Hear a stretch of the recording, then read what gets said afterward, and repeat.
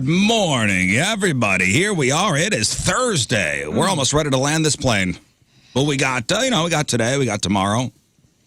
And then we'll land the plane. Then we're on to the weekend. I love the weekend. Me too. Why? I do too. I really work for the weekend. Because I don't have to see your face. I love the weekend. I love the weekend. I also love the artist The Weeknd. He makes really good stuff. Yeah, I like that one song he's got. Blinding Lights. That's it. Yeah. I like that song. Blessings. Thank you. I'm allergic to the weekend. It's a weekend with a missing E. Uh-huh. It's clever. WEEKND. Love misspelled words. Mm-hmm. Weekend. It is October the 9th, 2025, and here we are. Ready to get at it. So much to talk about, guys. Yeah? There is. So much to talk about. So much to do. Hey, here's a question for the room. When does the week begin? What day? Well, Sunday is what I always heard. That's the first day of the week. Right, Sunday. Yeah. Apparently, this is an argument for some people. Oh. Oh, no. Stupid people. What, they say Monday? I heard two people arguing yesterday Oh, no. on what day the week begins. Were they Sunday or Monday? Were they being cheeky? No. No way. There was a woman who was, I thought she was going to fight this man because she was saying the week begins on Monday. Is this in the kitchen? Because I've been witnessing some very interesting conversations in the kitchen. No, is it the Because hockey women rink? don't just argue in the kitchen. What? At the hockey What did rink. you It say? was at the hockey rink. Yeah, there are some people that are adamant that the week begins on Monday. That makes a bit more sense, though. Hockey rink, it's got the bar, doesn't it? Okay. Will these people No, the bar was, I was not up at the bar. This was down rink. This was rink side. Okay. I think this may have been a concussion issue. I'm not sure. Oh, I see. Hit with a puck? This woman, sometimes you look at some people and go, this person's been concussed quite a few times. I didn't even know that was an argument. Yeah, I didn't. That people are like, the week begins on Monday. No, it doesn't. No, the work week begins on The work Monday. week begins on Monday. Yeah. But the week begins on Sunday. Yeah. Well, the argument was, and I was eavesdropping, it was, it's weekend, so the weekend is Saturday, Sunday. The week ends on Sunday. The weekend no, it is doesn't, Friday, you Saturday. dope. Where'd you go to school? You don't have fun. You're not out drinking on Sunday night. You're drinking on Friday and Saturday night. That's the right. weekend. That's right. Adamant about it. Yeah. Every once in a while, even now, I mean, it's rarer now, but something will happen in your life where you learn something and you're like, wow, how did I go X amount of years? And that was never a realization. Maybe, I don't know how this happened, but maybe that one slipped through the cracks I don't so know. much for this gal. That's one of the first lessons in kindergarten, the days of the week. Yeah. I learned that from PBS, Mr. Rogers' Neighborhood. The days of the week. And don't you want the week to start off with a day off? It's way better. Yeah. That doesn't even matter. I know, but it is. You learn that in the kindergarten. The Gregorian calendar. We don't even need to bring up that. I like to bring up the Gregorian calendar. Every once in a while you do. It's appreciated. Thank you. Let's not forget. Never forget the Gregorian calendar. You guys know what I'm talking about, though? I can't think of any examples right now, but it happens. Have you had any recent examples of something where you go? Like I'm today's year old. Yeah, right. Yeah, there was something recently. I can't remember what it was, but I was like, whoa. It still happens. It still happens. Yeah. And that's fine. You should always be. I love learning. And you retrace your entire life and you go, wow, look at all these. I just, somehow I dodged this cone every time to learn this basic thing that the rest of the world knew. And I just went on not knowing. Or maybe you did learn it and some other piece of information pushed that out. Yeah. Oh. Just couldn't commit it to memory in that moment. It wasn't that important to you. People are arguing in the chat. Really? John says in most other countries, the calendar week starts on a Monday. Sunday is the first day of the week is a U.S.-centric idea. What? Okay, so you want some I was today years old examples? I would, yes. Please. Okay, so I was today years old when I realized the little arrow next to the gas pump icon on a car's dashboard points to the side where the gas cap is located. Yeah. I've known that for a while. But yeah, but when you found out about it, you're like, oh, that is so helpful. It's a cheat. I thought that would happen when you first start driving. I just thought like it's pointing to like the gas, like, hey, it's here. You know, like look at this there's the little gas icon. gauge. According to this, Like there's the gas gauge. So cute. according to this, approximately 55% of the world's population starts their week on Sunday, while 44% start their week on Monday. Now, that math don't math. What about the 1% that I didn't hear about? I don't observe What are weeks. they doing? They just They don't have days. Listen, where are we? Last time I checked my watch, it still said America. Yeah, That's and right. maybe. where I'm from, the week begins on Sunday. All right, I was today years old when I learned that the extra shoelace hole at the top of running shoes is for creating a heel lock or runner's loop to prevent your heel from slipping and reduce blisters. Huh. I don't care about that one. I was today years old when I found out the hole in the middle of a pasta spoon is often designed to measure a single serving of spaghetti. Yeah, I get. You know what? I think I learned those when I first got on Instagram, and you start seeing those little cooking things. You Yeah. know, like Yeah. did you know? Like this is what this is used for. Hold up. It has a function. You're telling me which kind of spoon? What kind of spoon are we talking about? It's like a pasta it's like fork. a noodle. Yeah, that one that has the hole in it, you know, you Okay. So it's like it's got the little it looks like a claw, I don't know if Yeah. I have one of those at home. Oh, yeah. I know what we're talking about. and it's got the hole. Yeah. That's for one serving of spaghetti. That looks like the Beetlejuice chair. Like, remember the chair Yes, in Beetlejuice? exactly. Yeah. Okay. Right. Okay, so the little hole there is that's one single serving of spaghetti. I need to start looking at that because, to be honest, I'm just willy-nilly in it at home, and we got so much leftover noodle. It's insane. And that's fine. yeah, that's what you're supposed to do. Leftover pasta is great. It's great. How do you test to make sure the pasta is done correctly? You throw it at the wall. Do you? No. I do. Oh, No. What? Yeah. Did you ever hear that? You're Yeah, supposed no, I to know throw that, the but that's spaghetti at the why wall. why wouldn't you just taste it? I don't know, man. It's fun. So the It's al dente when it sticks or it doesn't stick. No, why didn't you just taste it? So you see what he's saying about the hole. I thing, do, right? yeah. Like not just the scoop. Like supposedly, Yeah. like the scoop. If you get the scoop full, that's a serving of cooked pasta. But the uncooked pasta is for the hole. The whole. Yes. Yeah, uncooked. Yeah, uncooked. Which is so cool. Also, I probably was, needs to be updated because we all are fat asses now. I always Yeah, I assumed it was. multiply that by 2. 10. I always assumed it was a drain. Yeah, me too. Because you didn't want watery No. pasta. You know what I'm saying? No, that's for no 4. So we're a family of 4. I'll make 1.5 pounds of pasta for Hell yeah. the family. dang. I got 2 teenagers, man. They get after it. I was today years old when I learned the drawer under my oven isn't just for storing pans. Okay. So you know the drawer I'm talking about? Yeah. Oh, yeah. Do you know what it is? It's Is so it the dirty in there. warm- It's a warming drawer. Yeah. Nobody's doing that. Nobody's doing it, but that's what it really is. That's where all the dead bugs are. Yeah. Like that everybody forgets to clean out. Gross. It warms all the crust that's under there. It's a warming drawer meant to keep food hot before serving. Yeah, they always get super nasty and they never roll right. They're That's like the right. first thing to break down or look cheap or crappy in a. It's always in a kitchen. lopsided. Yeah, when we got this house, like it needed so much work. But one of the things that I was excited about, my wife was kind of iffy, is we got like a double oven thing that's in the wall, and the first thing I thought was, cool, no drawer. I don't have to deal with that stupid But now you have drawer. to pull your outlet But out. that's all where the all time. that's where all the stuff goes. That's where all the pots and pans go. I don't when, even keep pots and pans down there because for real, it collects so many crumbs and people do forget to Yeah. vacuum. You know what? Tomorrow when I clean my house, I'm vacuuming that thing out because it's been a while. Do to it. be real. That's a good idea. And then you pull it out and you see what kind of nasty's underneath your oven. Whew. I'm gonna have a field day tomorrow. Cool. No, it's our oven mitts are in there right now. Are they are? They're gonna catch fire, dude. That's where your oven mitts are? Hang on, let me get the lasagna I made off the floor and serve it to everybody because it was warm. Get out of here. Your oven mitts. That does seem dangerous. If it's meant to warm up and heat something up. Yeah, you better be careful over Those there. are meant to hold warm things so they can't burn. That's Yeah, okay. science. That's a good point. That's a Thank good you. thought.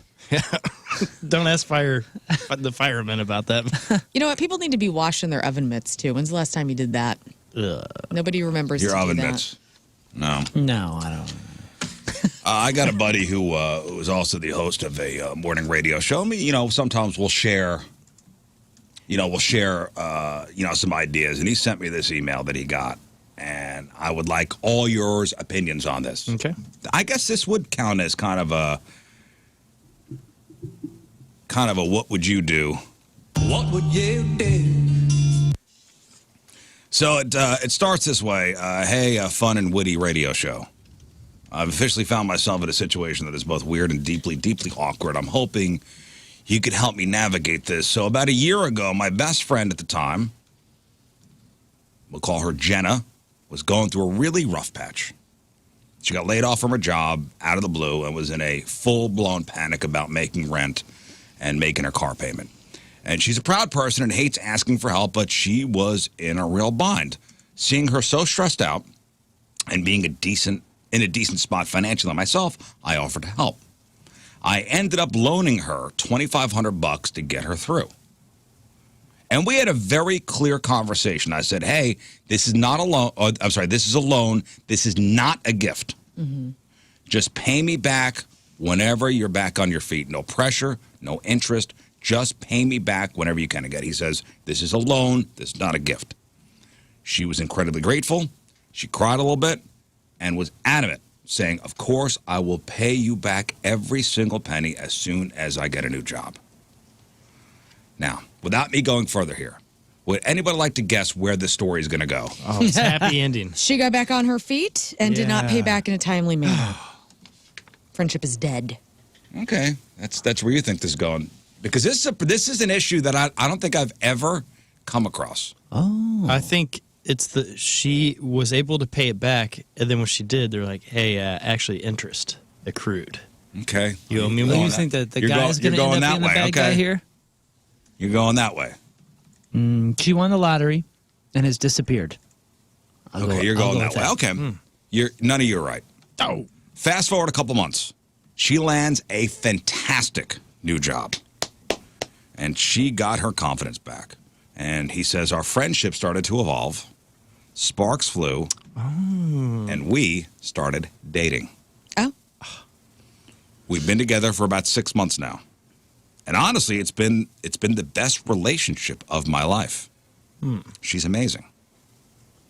Now, So happy for you guys. here's Oh, I know. where do you think this is going? Well, he doesn't know if he should bring it up because she's just totally ignoring the fact that it's there and hasn't paid him back. Bing, bing, bing. He doesn't know what to do. I was saying, That's it. And he's getting that nookie, so Yeah. whoops. Yeah, right. this is Payback. technically illegal except for Nevada, right? He don't want Yes. to rock the boat. He says her new job isn't just good, it's really good.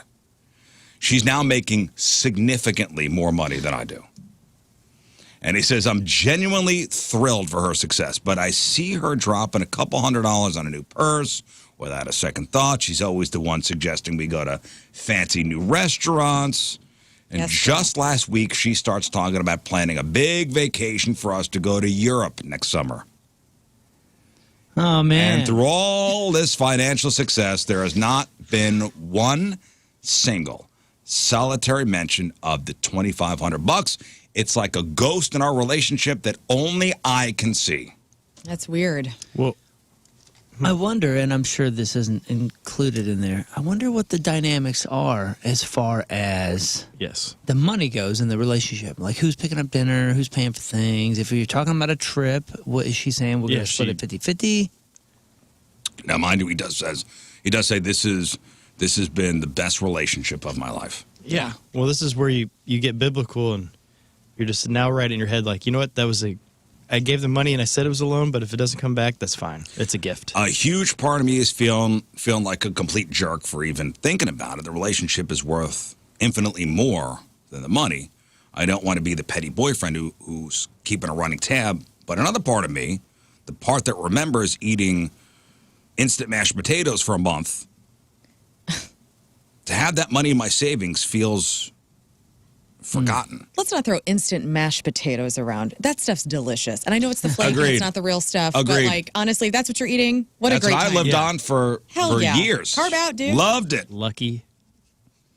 It was a loan, and seeing her plan a European vacation while that loan is still outstanding is starting to create this tiny, ugly feeling of resentment that I absolutely hate. Yeah. And he says, I'm terrified of bringing it up. What if she thinks I'm questioning her character? What if it makes her feel like I see our relationship as transactional?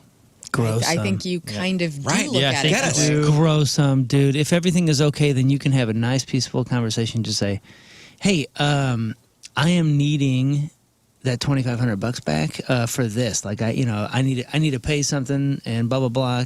Do you think you could have that for me in the next month or two? Like, what do you think? Here's what What's your I problem? think. If Yeah. everything is so good, how can a conversation just up and unravel? I don't know how old they are. So they sound like they're maybe in their late 20s, 30s, if I were to guess. If you are thinking that this is going to be the one, if this is such a great relationship, if you think this is the one you're going to marry, then don't bring it up. I agree with that, but It I should be also agree with absorbed. Moon. I'm in the middle of both of you because I feel like you should be able to say, maybe not, hey, where's that money? Or just say, hey, I've been thinking about this. And like, I don't really know how you're feeling. Like, do you ever think about that? And just bring it up from that standpoint to get their thoughts. Because maybe she's forgotten about it because the relationship has been so good. And it's not that she's meaning to forget about it. She just has because things have been great. And she's like, oh my God. And then if they are good, she'd be like, oh my God, you're absolutely right. I totally have been Totally forgot. totally forgot. Yeah, And let's maybe- work that out. And It's, no big it's deal. probably something as simple as that. And how can a conversation unravel it if this relationship is worth so much? Right. Plus, you are questioning her character. And if this is the one, this is the time to be questioning That's character. right. You're trying to discover who she is. If she's somebody that borrows things and willy-nillys Yeah. it, I want my ladder back. Yeah. I just mean, like, if you're going to involve yourself in the biggest contract of all time, which is who you choose as your marital partner in this life, what's the issue? Especially if you need it. Like, Maybe she just genuinely forgotten the whirlwind of her new job and her Right. new Exactly. relationship. And Yeah. and that's kind of nice, you know? Well, then if you do bring this up and she's like, "Oh my gosh, I forgot all about that. Yes, I'll give you the money right now." It'd be like, what do you say at that point? You're like, "Oh, thank you," or do you say, "Oh no, it's fine. I don't." I just wanted to get rid of this. Yeah. This Just say- elephant in the room. Yeah, I mean, listen, if you guys are having conversations about vacations, you're going to have a financial conversation. Yeah. It's going to come up. Mm-hmm. So, all you got to do is go, I assume you're paying for me because you owe me $2,500. Thank you. see, now That's what you do. That's probably not the way to do it. That's you know what? Maybe that's humorous. That's a humorous way to do it. yeah, that's what I'm saying. Well, That's a great way to do it. Okay, but if she's like, well, we can pay half. I was like, oh, cool. Just apply my $2,500 Yeah. Yeah, we'll call it even. towards my side and tell me what. I would even make a joke out of it. Like, yeah, you're gonna pay. You're paying for me because you still owe me $2,500. That could be looked at as Bitch. passive aggressive, though. How about break her knees? Yeah, but you know what? Hey, not Nancy a bad Kerrigan. option. There's multiple ways to attack this, but Yeah, don't you let can it do just it with humor. If resentment is growing, Yeah. Yeah, sack up, Get pal. rid of that. Yeah. Sack up. Oh, communication's always the best, and respectful communication. Honestly, it will change your life if you just look at it like that. Maybe she got into the relationship to avoid paying him. This seems like a great She's episode. paying things off with dad ass. Is that You what know you're what? saying? And if that's the case, you want out now anyway. Mm-hmm. Get out before it Or do you? before it costs you more. Because He's saying, "Am I the villain in the story? And should I just write it off as the best $2,500 I ever spent?" no, man, You're not a villain. I'm so sick of people doing nice things and then somehow turning into the villain. Don't know. How could you be the villain here? You're gaslighting yourself, you You've been a dummy. good guy. Grow a pair and talk about it. That's right. She'll appreciate it. Yeah. Or will she? And if she doesn't, kick her to the curb. Get out of here. Well, you know what? Speaking of, there's a new report that says Americans have combined to borrow $52 billion from family and friends. $52 billion, which is a lot of Venmo. Yeah, I'm going to borrow that from my family. So the average person has borrowed $297 from friends and family. Oh, man. I've been so grateful that I haven't had to borrow money in a long time. I mean, it was You ever have to hit up your not your since I mom was or- in my early 20s. right? I've had to do it. I mean, I'm a saver. Like, I try so hard. And I get that people are struggling and maybe can't save as much, but I am so, that's my one thing that I'm a But stickler when you were on. younger, I mean, when You you have were to do it, younger, yeah. when you were younger, I had to call mommy and daddy, help me, Help. Yeah. Phone bill, help. power help. Yeah. I don't know if it was how I was raised or something that I heard when I was younger or something, but if I owe anybody anything, it is heavy and it is on me. It's on me. I like just owe no man anything. You know what I mean? Yep. And I do still owe, to my knowledge, I owe one person something that I was not able to pay back, and she is passed. Oh, no. What do you do then? Hey, I don't know. It still haunts me. Ugh. It still haunts me. You could donate in her honor yeah, somewhere. just give it to me and Wait, call somebody me. owes you money? No, well, somebody probably. passed that he owed money to or something. Yeah. When I was younger. Oh, so you owe When I was you owe younger. somebody money and they died? Yes, she's dead. A good family friend gave us, like, she was like, yeah, it was like early band days, like teenage band days. Winning. And she Where'd he come from? Charlie gave, Sheen, get out of here. she gave us, remember the van that I told you about that we named the Cuban Bee? Yeah. That was a gift, but it was like, I said, well, let me give you $1,000 for it when the band starts making money. And she was like, no worries, whatever. Like, she didn't need it. Sure. She was in her 60s or whatever. And how much money was this? She said it was a gift and or whatever, and I said, I'll give you $1,000 when when the band starts making money, which that band never did. It only cost me money. But She said it was a gift, so yeah, kind of. But it wasn't left like that. It was left like, I owe you. Yeah, but that's you said that. Yeah, you said that. You said that to her. I understand that, but that was the last bit of talk about that. And then every couple of months, I would be like, listen, I'm sorry, I'm gonna get you this. I'm gonna get you. And this what did cash. she say every time? Nah, forget it. She's like, you got kids, you're Right, so you're I think grinding, your you're doing your conscience is thing. clear. She probably said, "Stop bothering me. You're killing me with this." Yeah, and then she died. Well, she got completely ripped off by somebody else. So there was tragedy in the end. Oh. Well, that's a good happy ending. Well, I'm Oh. just saying, like, my $1,000 would be in someone else's possession at this Oh, point. okay, you saved it.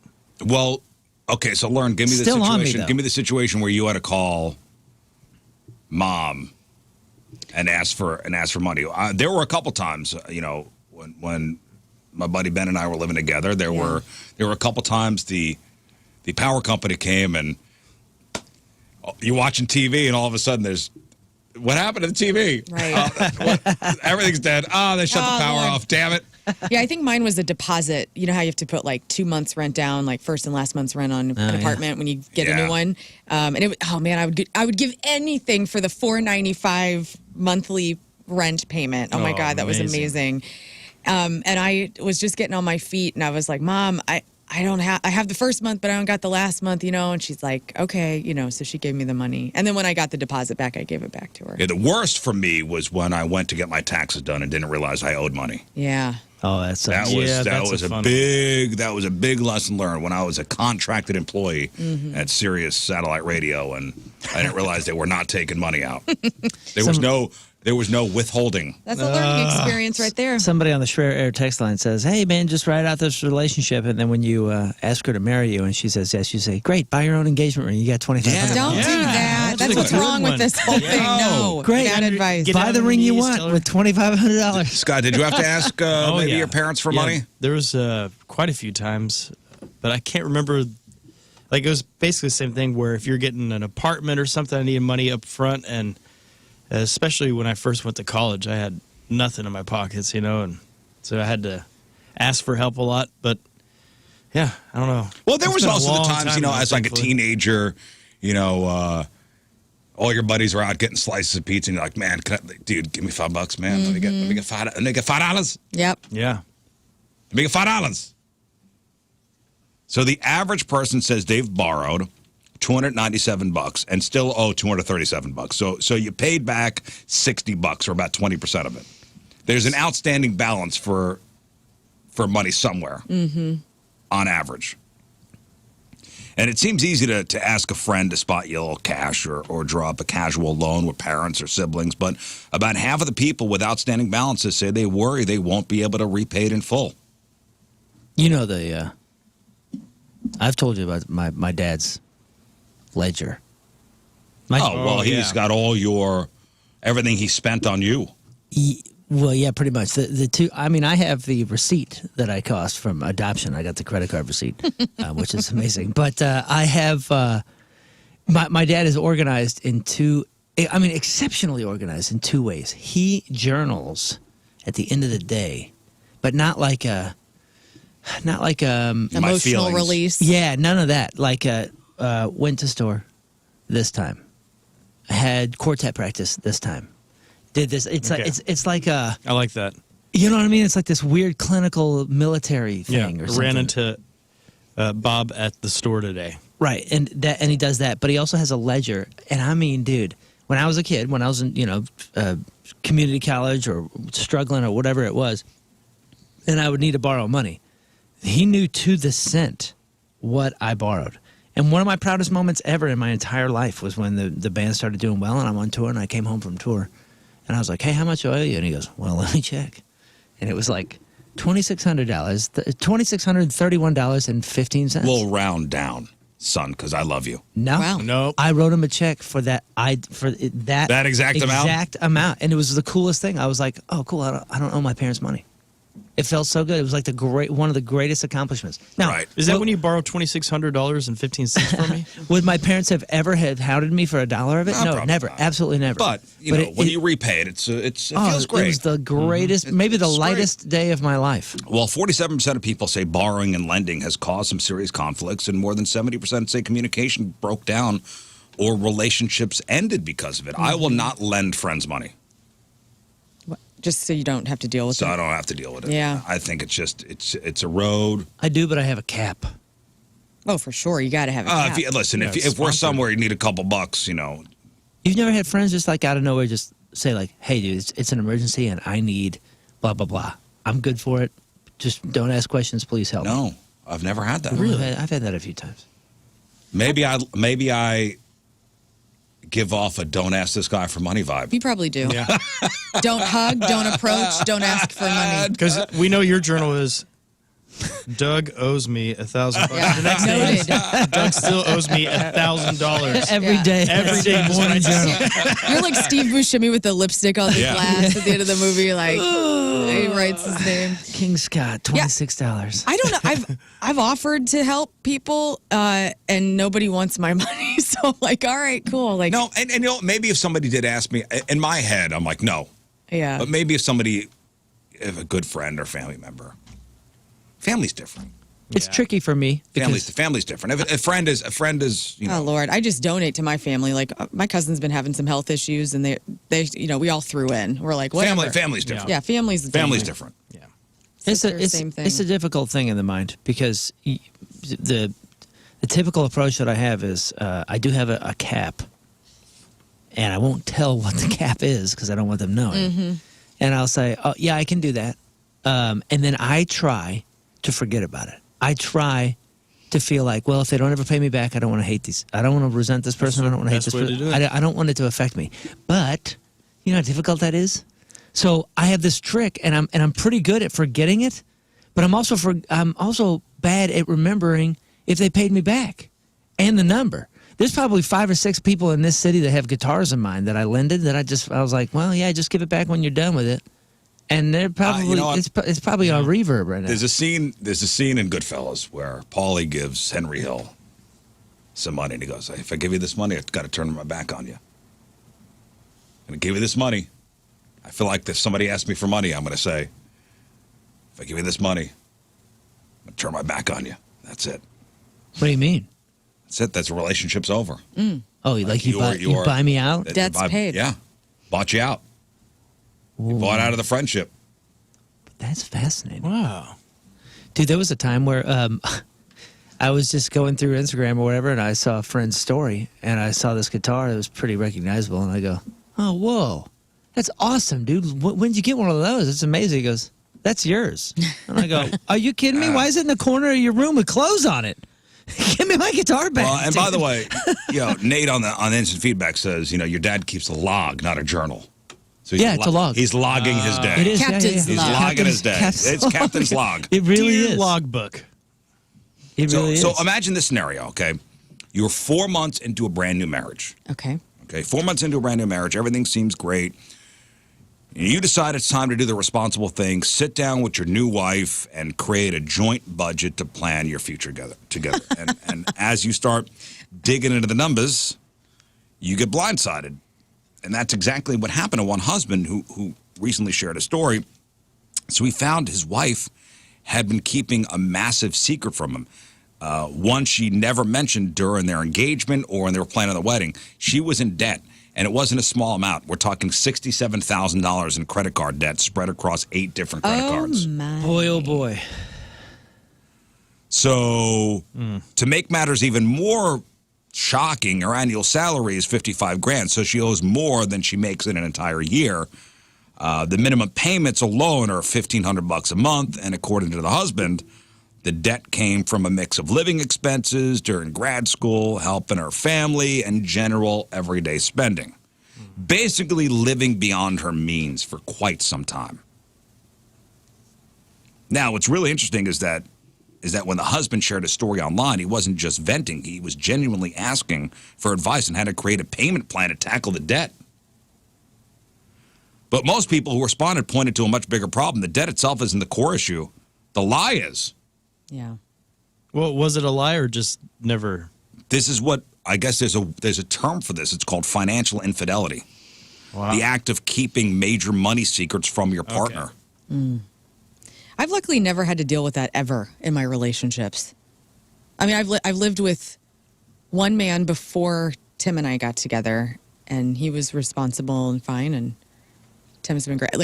So that's never been an issue, and I'm very grateful I've never had to deal with that. Yeah. Like, it's all very transparent. Right. It's all been very respectful and, like, even. I Yeah. did a little bit. Did you? Yeah. Oh, Lord. It was a rough go. I found out about like 5 or 6 bank accounts and credit cards that were in my name, and even a car loan that That's was in my name. crazy. Hey. That is insane. Yeah. I know. I know. It That's was, financial infidelity. I'm sorry you the dealt act with of that. keeping major money secrets from your partner. It's a huge breach of trust, and for many people, it feels just as bad as cheating. And it turns out it's surprisingly common. Wow. Yeah. You think I got had. I mean, is this not your circumstance, but this one where it's just, you owe that amount of debt. I mean, wouldn't you want to address it up front and say, hey, we're doing this thing, and then you have like this thing together where it's going to only help your relationship? Well, there's embarrassment. There's embarrassment. There's embarrassment sure, to but- it. There's Yeah, it destroyed my credit for 11 years. that sucks. And remember I told you that repo man showed up? This was like years after. And I was like, yo, She don't buddy, live here. What are you here for? And he's like, I'm here for the so-and-so car. And I was like, that ain't my car, dude. He was like, well, it's in your name. And I was like, what? Again? We did this? Like, we're doing this again? Well, a survey found that nearly half of all Americans admit to lying to their partners about money. Half. Half. That's Golly. wild to me. Just don't be embarrassed about it. Think about our national debt. What is it? It's like 30 trillion or whatever. That's our government. How much that's in debt. So you're doing fine. Well, Tim and I, the way we do our money That's different. is like we have separate checking accounts, but we have access to each other's. Oh, you do? You have do. separate checking We have accounts. separate checking accounts. And then we have one savings account that we both contribute to. And then we have our credit cards that are separate. Well, so why separate checking accounts? I don't know. That was the thing that we wanted to do. Like I didn't want to be mixing all of our money because I wanted to be able to see what I'm spending and like kind of keep track of myself a little bit more. And so it's mainly just an organizational thing. It's like he has my cards. He can run my money up all he wants and I can run his up. Right. But for organizational purposes, they're separated. So we can kind of monitor each other's spending. Like I do all the bill paying and everything that goes through me. And he's just out you there get a credit living card. his life. If you get a credit card statement, it itemizes things, so you know who spent what. Yeah, but also the credit but it card is goes for the same- secret purchases, like my gifts and goodness. whatnot. Like I don't want him to see what I'm buying. Oh, okay. It goes know? the same way, though. And we do And all that OnlyFans money I'm spending every month. You know what I'm saying? We do it the same way, pretty much. And it was just kind of, that's how it fell. That's how we fell into it. Yeah. And it ended up being, let's like minor adjustments here and there, but it's for organizational purposes. Yeah. Oh, no, but you guys had, jobs. Amelia and I, when we got together, we had, zero. Yeah. So right, everything right. kind of We just, kind of built it together. we kind Yeah. of just built it together. That's cool. Yeah. Yeah, whatever wife and works I- for you. Zero. Like we've consolidated it all. But she has, Whatever works for you. But she has a business. I have multiple businesses. Like that stuff can get really For confusing. sure. Yeah. Well, we just dove straight in and combined everything, and That's good. I don't know. So So what's the path forward for this couple? The debt is real. They're married, and they have to face it together. The advice from experts and commenters is clear. You know, these two need to get on the same page. This likely means talking to a financial planner and maybe creating a realistic payment plan. I mean, $67,000 in debt sucks. Yeah, you got to, especially if you're blindsided by it. What? you got to seek help.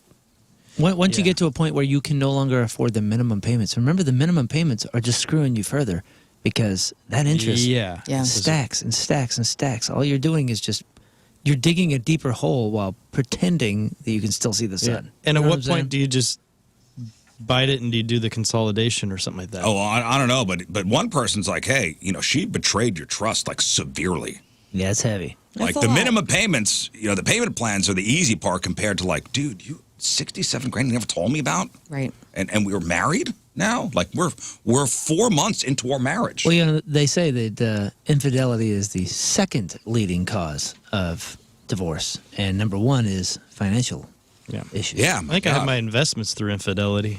Yes, thank you, Scott. You're welcome. Thanks for that. Which leads us to our next topic. Okay. Jobs. Let's talk jobs. Jobs. Gerbs. Jobs. You know what? I can imagine. What's the one place that when you go to work and you're like, man, what's going to happen today? It's an adventure every day. Besides this job. This job's an adventure every day. Yeah, every day's ER. different. But if you were, well, Yeah, the yes, ER. That's a good one. ER. Okay, yeah. I can't imagine. I mean, I don't think they imagine what's going to happen every day. You walk in going, well, here we go again. Oh my gosh, It's those going to be a people. wild one. All right, now I'm Thank thinking. goodness for 'em. All right, retail. What retail outlet? What retail outlet that you would work at? It's got to be an adventure every day. Dick's Sporting Goods. No, what? No. That's where adventure starts.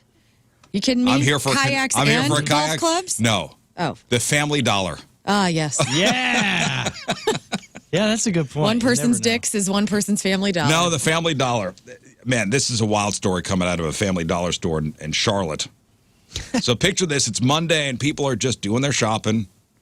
And according to witnesses, one woman walks up to another and compliments her on her NASCAR shirt she's wearing. How cute are you? Yes. You like Dale Earnhardt? I like Dale Earnhardt. Great stash. Oh, man. I've had an experience with a racing shirt. It gets serious. I don't know where this is And this going. is Charlotte. So Charlotte is, It's like a racing Oh, that capital. is- that's the mecca of NASCAR. Yeah. All the drivers live in Charlotte. Oh, they do. I had no idea. Or that area. You know, North Carolina, it's big. That's big. All the NASCAR drivers, there's a giant lake, and see if you can find this, whatever lake it is. Racing Lake. And all the drivers have like houses, multi-million What dollar a weird mansions. thing that you know. I'm a NASCAR fan. Lake Speed? No. Oh, I don't know what that is. Lake Norman in North Lake Norman, Carolina. that's it. Is a popular destination for NASCAR drivers due to its luxurious amenities and Yeah. scenic views. Lake Norman. Tell you what, many drivers like Denny Hamlin and Dale Earnhardt Jr. I mean, you don't need to insult. chosen to live You there. don't need to insult the community. He's speaking the native that way. tongue. What are Let's you go. talking about? You don't need to. Enjoying a peaceful You don't environment. need to insult the Close to NASCAR community Charlotte's that racing way. culture. Anyway, so Family Dollar store, Charlotte, North Carolina. One woman walks up to another woman, compliments her on her NASCAR shirt. Nice shirt. Women supporting women. Love it. What are you doing? I could do it because I'm a fan. Because it's a woman. I like racing too, man. A nice, normal interaction, right? Well, Yeah. things take a sharp turn left. Oh. So after the compliment, the woman demands the other woman give her the shirt right off her back. Whoa. Just another day at the Dollar General. Yeah. Huh? Man, Audacity. taking me back to I'm high sorry, school. the Family Dollar. Cool shirt. Give Give it to me. Hey, can I have it? That's like your Give cousins me. when you're 8 years old. As you could probably guess, the woman wearing the shirt said, "No, thank you." I'm not wearing a bra today. This led to a full-blown fight right there in the store. Yeah. The woman who wanted the shirt apparently started throwing water bottles out of the cooler, just adding to the chaos. And that's when things went from bizarre to terrifying because the woman briefly left the store, came back in. This time she had a gun. Starts waving the gun at everybody in the store. I could, lady, you can't just be waving it around like What that. is a nice NASCAR? The employees did a great job trying to get customers to safety in the back room, but a teenager wasn't able to get there in time. Oh, no. And that's when, according to a witness, the woman pointed the gun directly at the teenager's head. Poor girl was so scared she just laid down on the floor in the fetal position. Oh, my goodness. Oh, man. Thankfully, police arrived quickly, able to subdue and arrest the woman. But a couple really sad details to the story. Hopefully meth is one of the details. Witnesses said the woman's own kid was with her during the whole ordeal, and after her arrest, she was taken for a mental health evaluation. I think it's just a mental breakdown. I don't know. Dude, perimenopause is real. Okay. I don't know how old this woman Freaking was. Nightmare. Hey, you know what I saw yesterday? We've got to stop calling it perimenopause. It's cougar puberty. Cougar puberty. I am on the train. Dude. The cougar puberty train. That is the best? great. So just an incredibly tense and frightening situation for everybody involved, all starting with, the Family Dollar and a compliment about a NASCAR shirt. But I'm dying to know who the driver was on the show. I don't know, and I'm Damn it, hoping Riz. somebody knows that seems answer. important. This is the most important detail. Are you kidding me? I tell you what, man. Them racing shirts are super serious. I was. Yeah, but if it's like a Jeff Gordon shirt, That's please. legit. He's knows? retired, but I mean, He's The not Rainbow he's Warrior? Not the goat. I was with my son in the better be a mall or Petty something, shirt. and Yeah, he, Richard Petty. he came over and was like, "Hey, Dad, this is a pretty cool shirt. You should get it." And I was like, "Oh yeah, yeah, I kind of like that." And it's got, I don't know what it is, some racing team on it. It's a whole bunch of crap. Those racing shirts have like sponsors Yeah, throwing up 40 all over sponsors them. on it, yeah. So I don't even know what's on the thing, but it looked cool and whatever. And I wear it every once in a while. And I was wearing it the other day, and some guy comes up and goes, "Cool shirt, dumb team." I had no idea what he's talking about. And I go, "Oh yeah." Well, I didn't picture you a Penske man. Yeah. What's wrong with it? He goes. That team sucks, man. A lot of controversy and whatever. And I go, oh, okay, well, I don't know what to do here. It's just a shirt, man. Yeah, You're like, dude, it's just a shirt. It's a Sunday, It's dude. just a Like- shirt, man. I go, you like racing? And he goes, yeah, don't you? And I go, well, yeah, but I don't know anything about these teams or whatever. And he goes, oh man, you really shouldn't be wearing that then.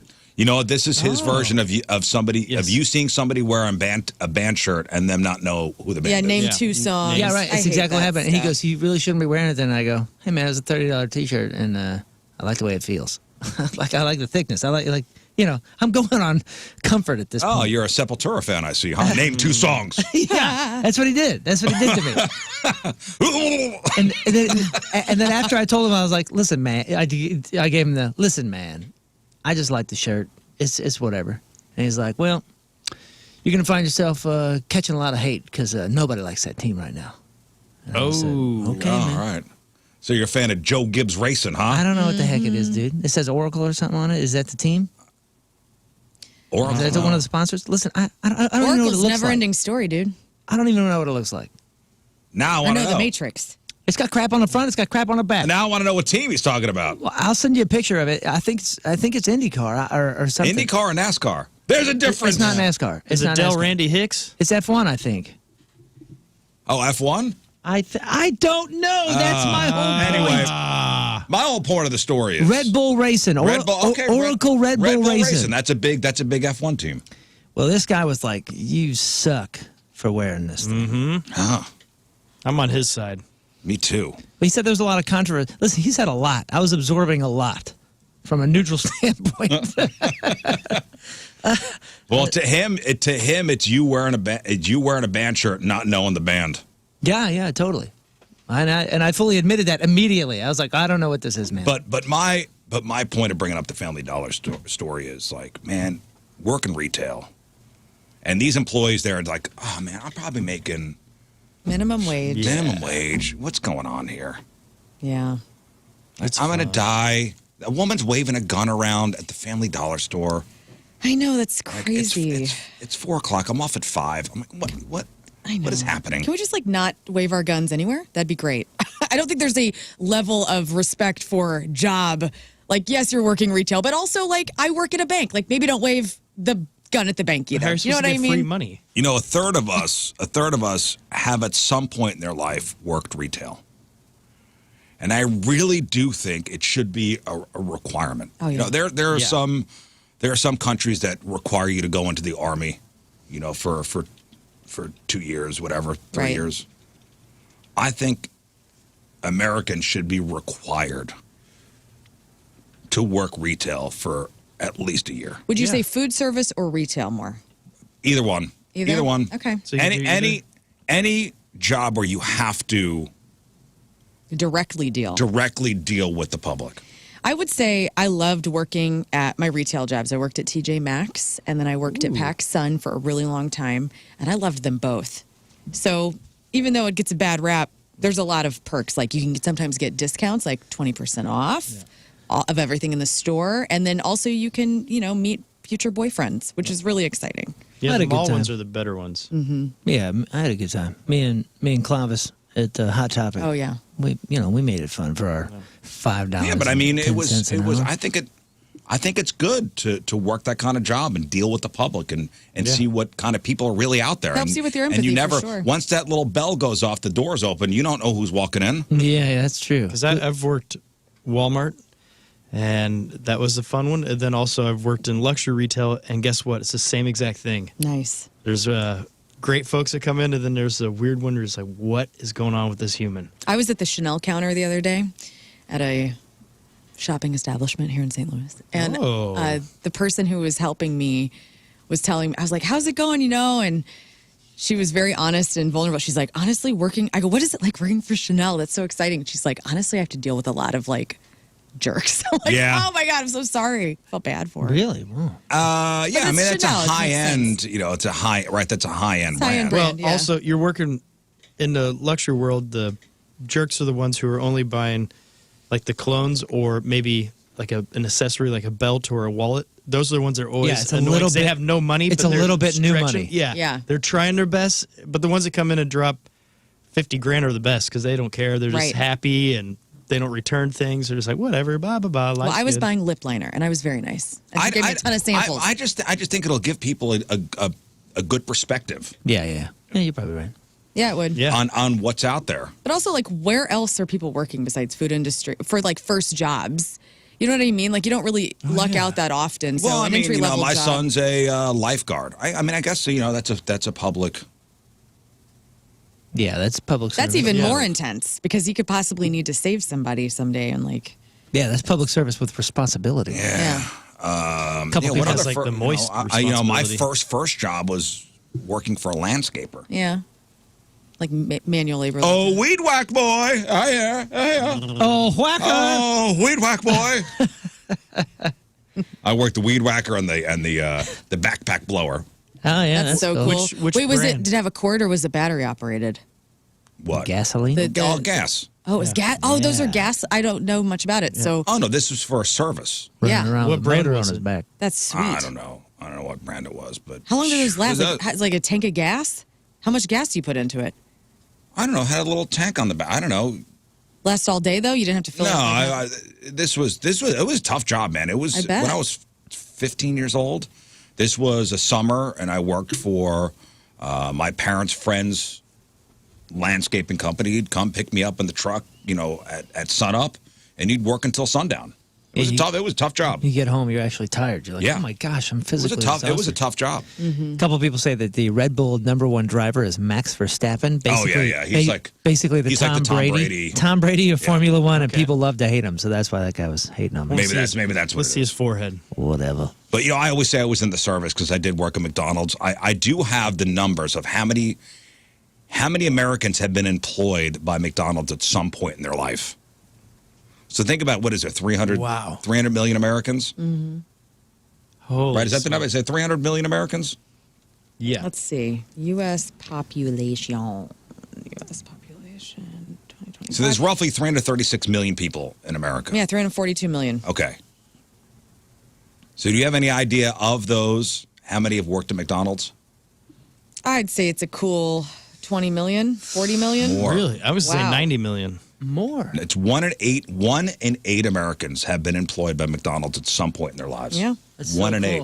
That's so 1 cool. and 8 McDonald's. Everybody knows One- at least one person in your life. 1 in 8 people have been employed by McDonald's at some point in their life. So that's an estimated 42 million Americans. 42. So that's Man. Wow. that's yeah. So I want to know how many not just McDonald's, but how many Americans have worked in fast food, and I could not find that number. I mean, I never did. But what estimates are 1 in 4, 1 in 5 have worked in fast food at some point. That makes sense for this show because you're the only one, I think, right? Moon, you've never worked in fast food? No, I had I had like this weird rule for myself that I was going to try to get through all my teen years and all my entry-level jobs Without working fast food? Without doing food. I didn't want to do food. I just refused. The only reason I did it was because I had friends that had. Yeah, I should have done it. I mean, It would have been easier and more fun. yeah, that would have been fun. But yeah, the closest I got was Buffalo Wild Wings. Yeah. I was Well, that's server it. there. Yeah, I mean that's That's not fast- fast fast- food. That's not. I fast- mean, that's on not the verge. fast food. On the I worked at verge. Bellacino's, and that was my one trip into. That's kind of fast food because there's a Yeah, it's counter, the same. right? There's a counter, but it's not like a drive-through. No, Buffalo Wild Wings. There's tables. I mean, Yeah, I you're guess you're there's served- a you're Well, a server. Bellacino's, there's Oh, there tables. is? Okay, Yeah, I thought it you was a can dine counter. in. You can dine in there. You know where my wife worked, and she said this is where she learned about all of humanity, and it still haunts her to this day. Is a catering place. She's like, I've done 600 weddings. I've done. Oh, yeah, this. my wife works at a catering place. She's like, she goes, that is where you learn how many people are actually just god awful. My wife didn't work for a catering hall. She worked for a catering service that they would have to go to high-end places in the Hamptons and do like French style service. Oh, and they'd have to- Oh, that's awesome. Hors d'oeuvres, sir. Well, and my brother-in-law, her brother, who was a model at the time, he would have a special group that he was with where they would hire topless men, Yeah, shirtless Ah. dudes Yeah. with the bow ties. shirtless dudes. my kind of My brother-in-law party. was one of those guys. I've told you, like I would That's go. so cool. I would go Still need meet. to see this man. I would go meet the van in the city when all the shirtless models would get out after a catering trip in the Hamptons. Did It you was ever, so it would, dude. It was Zoolander. It really Blue was. Steel. did they ever offer you a job? No, I was not.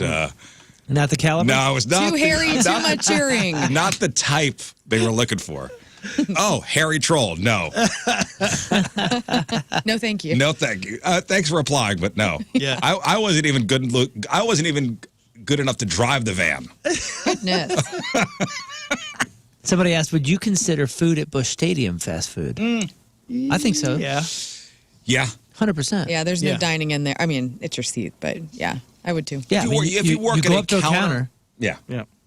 If you are a counter working employee, oh yeah. Again, you don't know who's walking up to that counter. Could be anybody. I would say pizza delivery counts as well. Oh, you probably get the weirdest. Oh, delivery is a whole nother. I think Yeah. that's a whole nother category. You think so? Yeah, that's a whole nother category. Okay. So while McDonald's does publicize their 1 in 8 figure, like they're proud of like, hey, 1 in 8 people have worked at McDonald's. As I said, like my buddies were working there. That's the only reason why I took the job. It's great. We need more things. I was like making that. 4 1/4. Heck yeah. 4 1/4. But wait, I worked at CC's Pizza. Yeah, dude. That's There you go. That's yeah. counter fast food. All right. stuff. I forgot about that. So McDonald's is number one as far as employing people. You know, they have 13,500 locations. Approximately 42 million people have worked at McDonald's. Wow. Who would be next? Starbucks? Yeah. Because, I mean, that makes sense. Starbucks is the second. Largest food chain. Well, they have And they have a lot of employees in there. 250,000 people work for Starbucks. Yeah, and their hours. I mean, I know a lot. Are McDonald's still 24 hours anywhere? Some are. I mean, if you think about Starbucks, people are getting there early and Yeah. working all damn day. Yeah. I mean, so I could see that Starbucks is the second biggest chain. employer of fast food. So you Although some people consider them fast casual, I don't know. Starbucks fast operates food. in a gray area. Yeah, it's fast food. You would think Subway would be up there, but they only have like one employee or two employees. Subway's like third. Oh, it is? Okay. Yeah, Subway's like third because a lot of these places don't release their figures. But McDonald's, yes, McDonald's brags about it. Like, yeah, man, the 1 in 8. Yeah, it's hard to hide McDonald's figure. It was so silly. Is that a fat joke? Back in the wouldn't- day, I mean, it was like, I remember people being like hiding that they worked at McDonald's because they were ashamed because there was some sort of weird stigma about it. And I'm like, I never got that.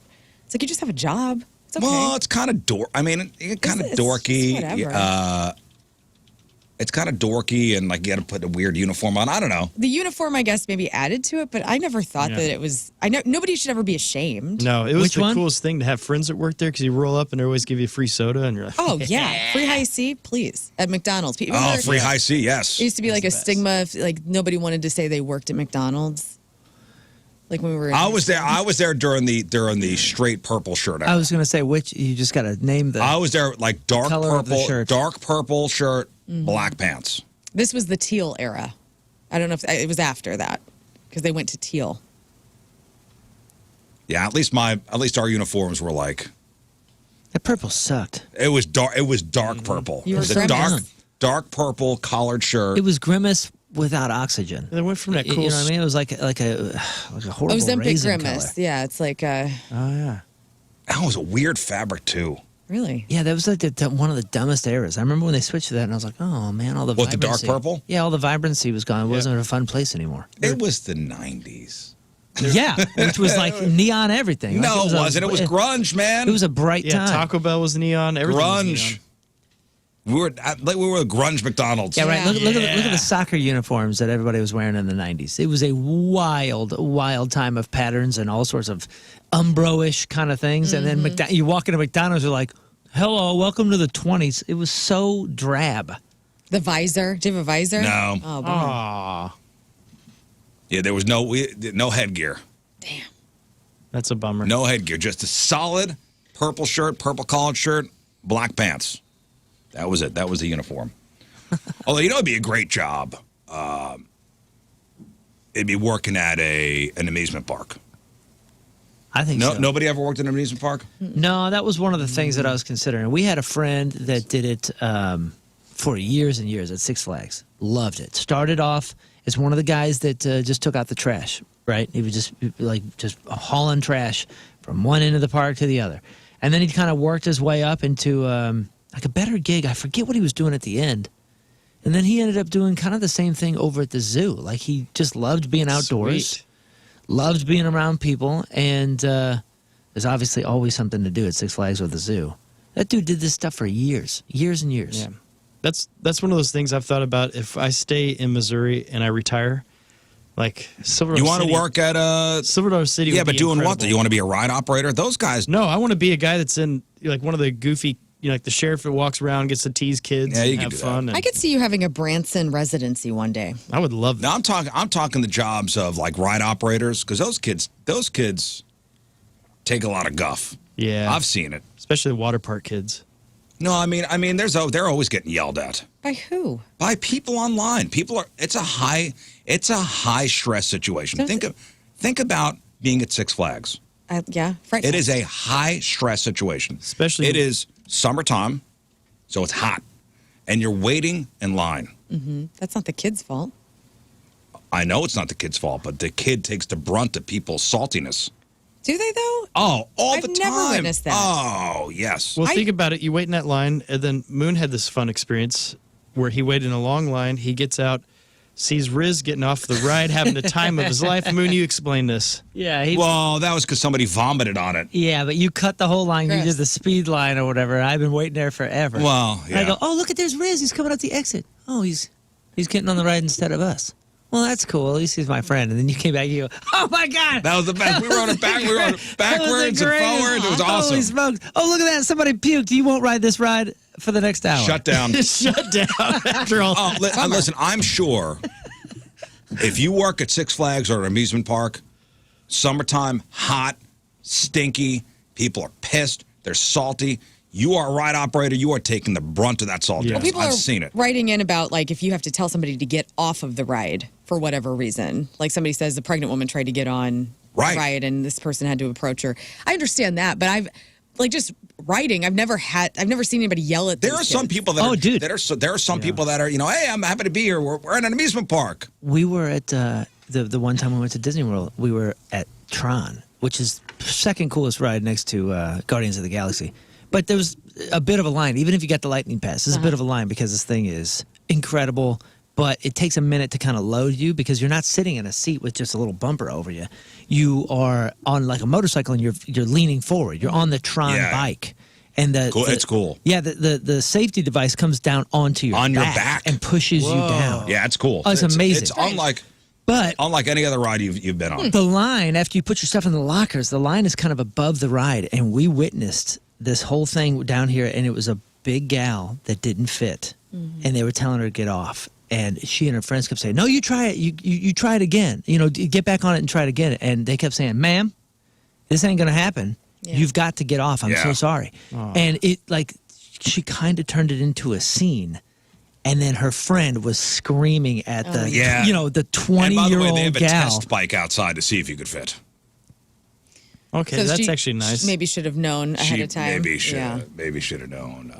Excuse me, this bag will not fit in the overhead. But her friend was laying into this employee, and then 2 or 3 other employees had to come over to make sure that it didn't get out of hand. It only lasted about 2 or 3 minutes, but I mean, they delayed the whole process and were screaming at this gal. Yeah, and she's like, what do you want from me? Yeah, this tiny little gal's like, "I'm sorry." Listen, the mouse says you can't get on the ride, okay? Yeah. I listen to the mouse. Me. The mouse says you can't ride, okay? Get out of here. Yeah, go to the Transformer one.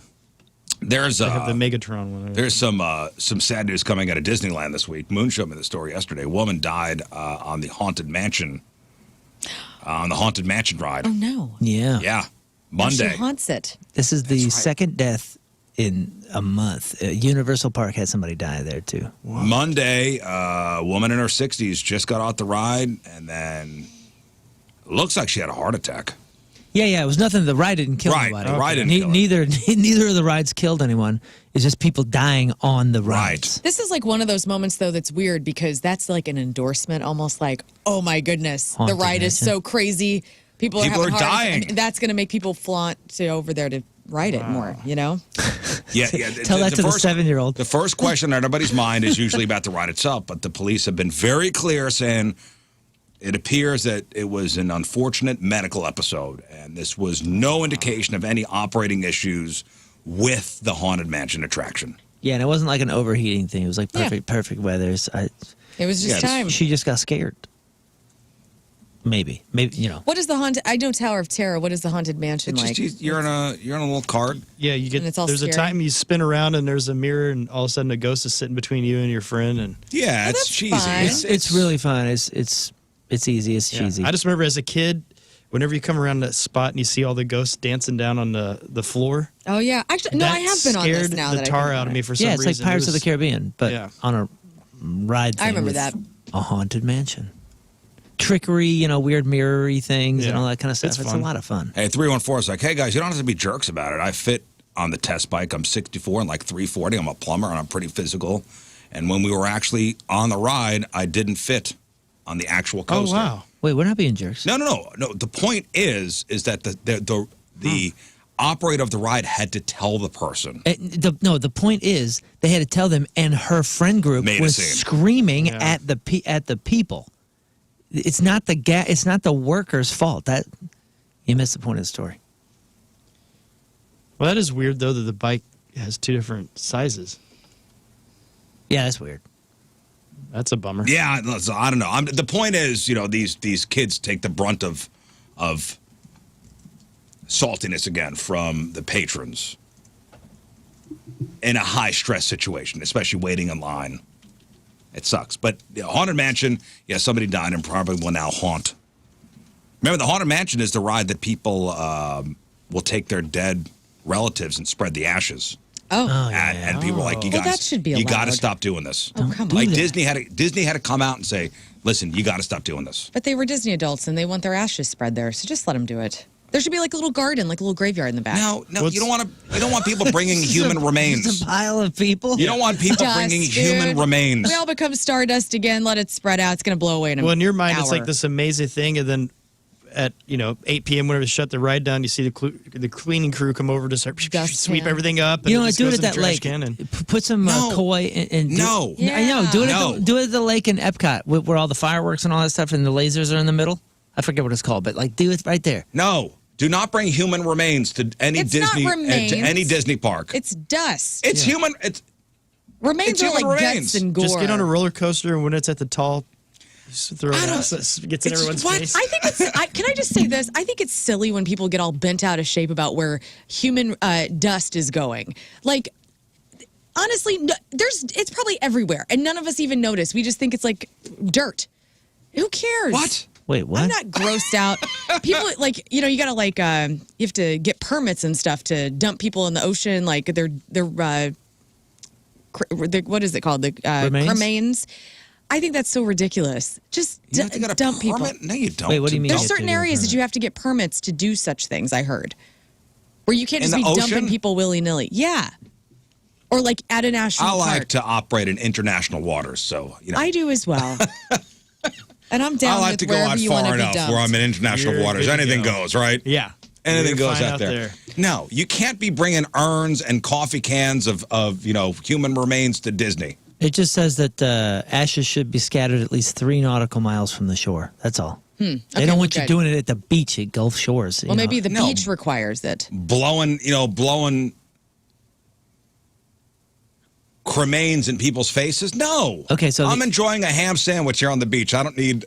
A ham don't Well, need- my uncle is now part of your I don't sandwich need your uncle. experience. Okay, I think you confused the permit thing though. You do need a permit, a general permit from the EPA MPRSA to have a burial at sea. Okay, never mind. Yeah, I was mixing that up. So we have to get that for Rafe before we shoot him out of a cannon. But it does not cover scattering of cremated but remains. Please do that. At But least what if 3 I'm out nautical in miles. international waters? Can I just throw a coffin out there? Oh, I don't know, man. This is burial at sea with the U.S. EPA, so I'm assuming. if it's international waters, dump Anything whatever goes, you man, want, right? brother. Jones says he needed a permit for Yellowstone. Well, that's a national park. But got that's dumped what in I the don't geyser? care. Like, I don't mind that if your last, like for me, I'm going to be mulch, right?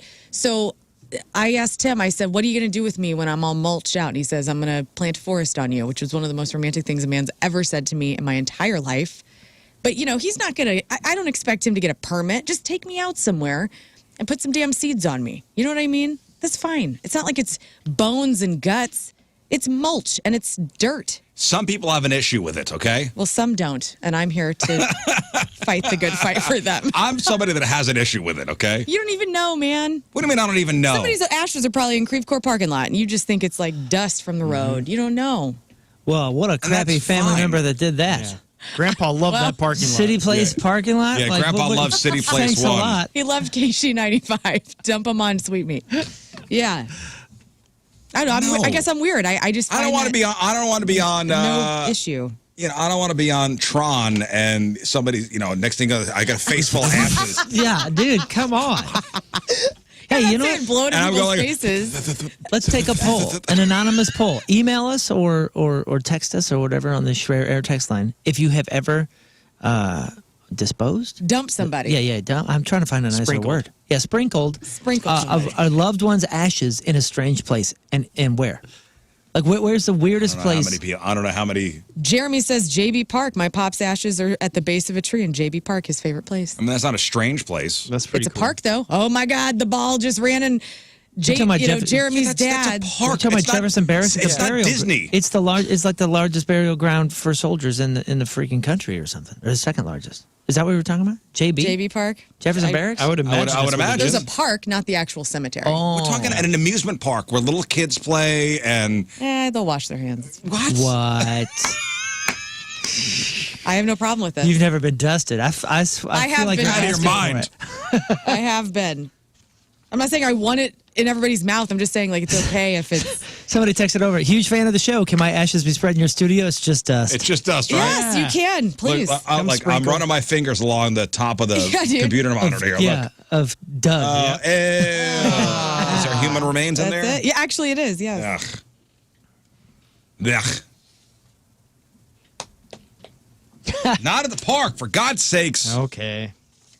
Hey, some Sorry people about some that. people side with Learn. They're like, hey, whatever somebody's final wishes are, that's their final wishes, and I will. No. Yes. Just because they're dead doesn't mean That they get whatever they want. right. Somebody says my cousin's ashes were thrown from a maintenance port atop the arch. It is amazing What how about much. that? A maintenance port? Port. Yes, I guess there's a maintenance I port. don't believe you. It is Okay. Show me a amazing. picture. It is amazing how much respect you get when you're dead. You couldn't get it when you're alive. But Right. Now, yeah. Now I'm not Now here you get whatever you want. to enjoy it. All right, when my mother-in-law died, we got a permit and a biodegradable box from the city of St. Peters. And then did what? They planted her under a tree. Love it. So that's different than like throwing it off the ninja. I spread her ashes in the current river because that was her wish. Fine, that's fine. Yeah. Is that Current fine? river. People are swimming in that river, dude. People are The on float current trips. river? Yes. Yeah, I mean- I swim in the current river I all used the to time. float that all the time. I like to drink out of it. People How is also that pee in the different? river. That's fine. Right, and we're fine with that. I would rather the ashes than the whiz. That's where Show Tush started, by the way. It's the current river. You guys are nuts. You Yeah. guys. Huh? You guys. I mean, I'm a do what you will. I'm a liberty guy. Yeah, but But you bring in urns to not at Disney? Six Flags. Yeah, not at the. I said put it in the lake. I said like have a policy that you can do that. Have like yeah. a little pier. It's like the death pier, and only people with ashes, coffee you know cans of how gross ashes. that would be? Well, I'm saying You know only. how many thousands of people would do that? Yeah, at Yeah. least we'd all know. Nobody's going in there. And the Yeah, fish. but there's so much ash in there that it'd probably What? gum up. What's this gelatinous Yeah, lake? the Disney adults, It's are there. Death Lake. It's a big body of water. I know, but there's a lot of Disney adults out there. I don't know, man. If they can have those little tunnels and all that kind of stuff under Disney where people are working, they can have some special tunnel for people to go in there. Make it Catacombs, dude. Yeah, make it a Yes. crazy price. Make it 10 grand. You know what? Yes. For 10 grand. I'm all for that. You can walk. 10 grand. We'll take it. One person will escort you. Make sure you don't do anything stupid and put it in a haunted mansion or something. And you take your coffee can of your Uncle Bob and you go down here and on this nice private little pier nobody can see. You dump it in this lake and the koi fish can eat you. The catacombs can be like in Paris with the skulls, Yes. only they could have mouse ears. Oh. I'm down. Like all of the Yes. skeletons of every character. Yeah. And then like Walt Disney's head's down there. Yes. What's up, Disney? We It just probably made you is, more actually. money. I bet that's what it looks like under there. Yo, Disney's taking over. Listen, don't you need to I'm start. gonna You just- need to start being a little nicer. If Disney They do the catacomb thing, I'm in. listen, if the Disney, goth, if the Disney, better. if Disney buys Netflix or something like that, and just has one super app and controls all of streaming and all these different things, like, can you imagine? That's I don't Can you want that to imagine the happen. hell that will come It's down on on the your way. head for talking trash? I mean, I bow to nobody, but I don't want that to happen. I like there to be diversity. put some of my family friend in a Harley Davidson gas tank, says the 573. That cannot be good for your engine, honestly. You're a naysayer for final rights. Are you out of your mind? You're gonna ruin somebody's. You're going to ruin somebody's engine? If that's what they wanted, yeah. If my dad, when he died, he was buried. But if he were cremated and he was like, put me in my Harley, I would have done it in a heartbeat. That In thing the, would be in my the living gas room. tank? Hell yeah. What is that going to do to the engine? I don't know. I can but see that's him what in the he wanted. saddlebags, but Yeah. in the gas tank, I don't think he was a great motorcycle owner. If I can't ride it, nobody's going to ride it. That's right. All right, let's do this. And it's brought to us by Hot Shot Sports Bar and Grill. Score a shot at 10 grand during Blues away games this year at Hot Shot Sports Bar and Grill. Get all the details at hotshotsnet.com. From Washington, Gage Cheney is our Team Riz member of the day. Gage Cheney. That's a great name. Gage listens to the Riz Show every morning on his way to work. He has always been a fan of the point, has been waiting to be a Team Riz member of the day. And today is Gage's birthday. Nice. Is this a thing? I don't know what's going on. Who's picking these? Are they We got some new folks over there picking them, and I think they're having fun. they're like, it's your birthday. We'll make it. This is your birthday gift. But I mean, it's nice. Yeah. It's interesting. Happy birthday, Gage. Yeah, happy birthday. Happy birthday. Gage Cheney from Washington is our Team Riz member of the day. Get super sweet Team Riz member of the day soccer jersey. Get yourself signed up 1057thepoint.com/Team Riz. Oh man. Hey, just so you know, we don't pick the Team Riz members. We have there's a whole team that does that. There's a committee. A lot of people texting in different places. Learn might be onto something. There's a lot of dead people scattered around in places. Where? Well, here's one in popular caverns that you can go tour. Oh, Merrimack? I'll say that. Who cares? Well, some People go there. couple folks spread out through that Hey. area. Merrimack Caverns people, be on the lookout for So people cool. spreading their relatives in your caverns. Crab on Celebrities after the break, 7:23. All right, Lauren, what do you got? The Rock Hall induction details. Dolly soothes all of our concerns. Celebrity tipping and rumors if it was from the 1950s. All right, we got that. We got your crappy birthdays. We got the porno birthday. All that and more next in your Crab on Celebrity. Stay there. To the program, phone number 314-624-3833 or 618-398-3833, the Schreier Air text line. 314-649-DUMB, the Mick Ultra Studio Cams, 1057thepoint.com/Riz, the socials at RIZZ Show. Your emails, RizShow 1057thepoint.com. Matchup with Moon happening in a little bit. Got to shout out the hats of the week. If your company or brand wants to sponsor a hat of the week, have one of us wear your hat all week long on the show, plug your business daily all week long, and have it displayed on the studio cams. Make sure you hit up 1057thepoint.com with your generous donation to Cardinal Ritter Children's Hospital. We'll be shouting out in your company. Like, for example, Moon, your head sponsored by Trim Light Southeast Missouri. Skip the hassle of hanging any sort of holiday lights. Installs are they install hidden smartphone controlled LED lighting for holidays, game days, parties, and so much more. Lifetime warranty, backed by a lifetime warranty, serving Southeast Missouri and surrounding areas all the way up here, St. Louis. Call 573-880-2547 or visit trimlightsemo.net. Trimlight One system, all seasons. Thank you for your donation and for the lights in the studio here. Learn. Golden Oak Lending, thank you for your donation. Golden Oak Lending's rates are low. Your home equity right now is higher than ever, so why not refinance with Golden Oak Lending? You can save thousands. Call 314-567-GOLD or go to goldenoaklending.com. And my head sponsored by Getaway Carts, one-stop shop for all golf cart needs. Lithium swap experts, new and used carts available with a possible 0% financing. Check out Getaway Carts' new location in Soulard, 2207 South 12th Street, getawaycarts.com. And thank you to those three companies for your donations to Cardinal Ritter Children's Hospital. And you guys can get involved, too. Go to any Together Credit Union location and pick up one of those Hollow Weirdo stickers for just $1. Proceeds supporting Cardinal Ritter Children's Hospital. Get all the details at 1057thepoint.com. Today is October the 9th. Back in the day, 137 years ago, 1888, the Washington Monument officially opens to the public.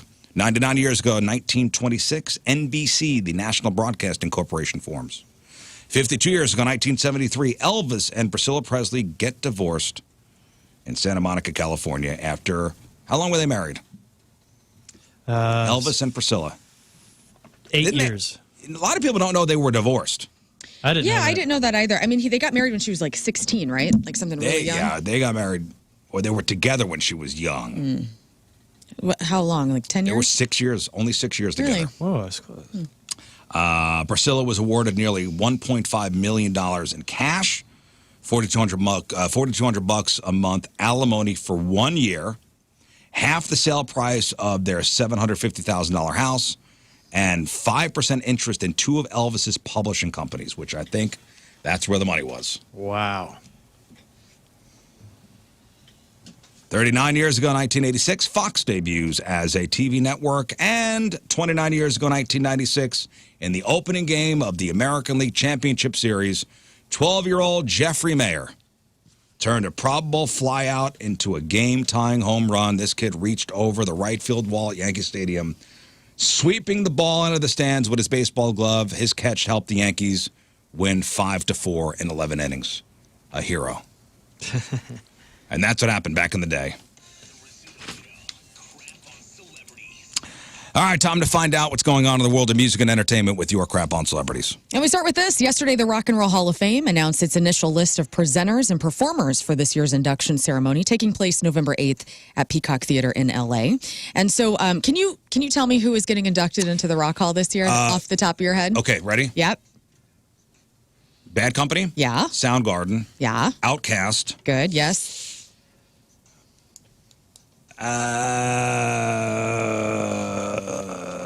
Lionel Richie? No. No. I'll go through them. Okay. Chubby Checker, Joe Cocker, Cyndi Lauper, Joe Cocker. Warren Zevon, Tom Bell, Nicky Hopkins, The White Stripes, Salt and Peppa, Carol Kay, and Lenny Waronker is getting the Ahmet Erdogan Award. But that was pretty good. I knew the people I was main interested ones. in. Yeah. Well, presenters and people that will be performing. So Beck is going to be there, Brandy Carlisle, David Letterman, Doja Cat, Flea, Elton John, Iggy Pop, Killer Mike, Teddy Swims, Taylor Momsen, Missy Elliott, Questlove, and many more. And so they haven't announced who's actually presenting or performing. Who's for inducting who? But we do know this. There's a couple of possibilities. So David Letterman could be doing, is doing Warren Zevon. I know he was a big fan. Doja Cat is going to possibly be doing Cyndi Lauper. Flea is going to be inducting Soundgarden. Yeah. And then Iggy Pop will be inducting the White Stripes. Oh, I forgot the White Stripes. Yeah. I wonder who's going to do Joe Cocker. I know. I was looking at this like Killer Mike. Why not? I don't know. The induction ceremony is going to stream live coast to coast on Disney Plus starting at 4 o'clock our time, and will be available to stream afterwards. And then ABC is going to air a condensed version on January 1st at 8 p.m. Yeah, I'm curious who's going to do the Soundgarden stuff. Yeah. Who's going to sing? This is a pretty cool lineup, actually, this year of presenters and performers. Is Meg White going to perform? I don't know. For the first time in a long time with Jack White? I don't know, but Jack White? Jack White. Her outfit, though, for Icky Thump is going to be a part of the Rock Hall exhibit, so you can see her there. Yesterday, I was so warmed up by Dolly Parton doing this video. Did you watch this video? I know I didn't see the video. So yesterday, everybody was regramming this thing, man. Dolly decided in the middle of recording a commercial, which was a very produced Instagram thing she did, but she wanted to soothe all of us who were concerned because we were talking about her yesterday. Well, because her dumbass sister was like, where are my prayer warriors? My prayer warriors. Dolly needs your prayers. And I'm like, oh my God, Dolly's dying? Yes. Yeah. And we don't know what's going on until somebody tells us. So here's a little bit of what Dolly said to us. And I really do. I think this is so sweet of her to make a video. But I want you to know that I'm okay. I've got some problems, as I mentioned. Back when my husband, Carl, was very sick, that was for a long time. And then when he passed, I didn't take care of myself. So I let a lot of things go that I should have been taken care of. So anyway, when I got around to it, the doctor said, we need to take care of this. We need to take care of that. Nothing major, but I wanted you to know that I'm not dying. She says, I figured if you heard it from me, then you'd know I was okay. Right. She said, God's not Hold through up a with me. newspaper, Dolly. Yeah, I know. I was like, is this We're very AI? Hold up a concerned. newspaper. Very sweet of her. If you haven't watched the whole video, it's actually very She's nice. just doing maintenance. No big That's deal. right. Well, somebody said kidney stones, right? Yeah, that's what that one press said. That's the one, yeah. That's not how it works. You don't just, well, we need to take care of this now. No, that's like you got a heart murmur or something, or something else. Like kidney stones is pain right now. It's going to pass, and there ain't no taking care of anything unless it's so bad that you can't pass it on your own, and you got to get the basket of the laser. Maybe, I don't know. No, Yeah, no, you sit in one of those baths, right? They break She them says up. she's got treatments going on. Yeah, that's not kidney stones. That's something else. That's something else. But she's okay. She's not going anywhere. And I appreciate as a Dolly fan that she did that because I wanted everybody to shut the hell up and not be fearing the worst. You know what I mean? We can't lose her yet. We need her for a long time. Sure. Yeah. Kim Kardashian and Sarah Paulson go head to head in a new Ryan Murphy upcoming legal drama called All's Fair. This trailer went out everywhere. Man, everybody's in this show. Naomi Watts, Glenn Close, Sarah Paulson. Kim Kardashian's playing a lawyer. So maybe that's why she did all that schooling for this role. For this role, yes. I don't know. But Hulu unveiled the official trailer for this highly anticipated legal series. It's going to debut on November 4th with 3 episodes. Ryan Murphy. So he's the American Horror guy. Yes. He is the guy that's been doing these. Glee. Jeffrey Dahmer. Oh, yeah. The new Ed Gein one, which is getting savaged, by It the way. sucks. I saw that. It sucks. People are not liking this thing. It's just Netflix not- really wants me to watch it, too. It's not done right. It's 15 minutes in, you go, I'm not interested. I think you should watch it just so we can hear you complain about it. Mm-hmm. Can you just do that for us? I love Charlie I think I'm Hunnam. going to make it through. I love Charlie Hunnam. I don't know why, because he doesn't need me to be rooting for him, but for some reason I'm rooting for him. I want him to do really Because well. he was supposed to be this he was our superstar, and it just hasn't worked out. Which Yeah, is but- really unfortunate. because he's But you super know, talented. you know when you see somebody before they blow up in a particular role, and you kind of only see them as that. Yeah. I still see him as the Green Street Hooligans guy, which is just like this over masculine bravado guy who's actually just kind of sad, and I'm rooting for the guy. And I'm still rooting for him. And when I saw him in this, I'm like, oh, this sucks. Well, and most This people see him sucks. as the Sons of Anarchy. Jax, yeah. Main character. And he was in one really big stinker after. Come on, it was not a Fountain of Youth thing, but it was something like that. It was something like that. That killed his momentum and basically I think what killed his put a momentum halt to his career. is no big giant blockbusters after he turned down the 50 Shades of Grey thing. That's right. Oh man, he should have totally been the guy in 50 Shades of Grey. That Yeah, would have but made where's it that? so much Where's that better. guy? I don't know, man. I hated that guy. I shouldn't say hate.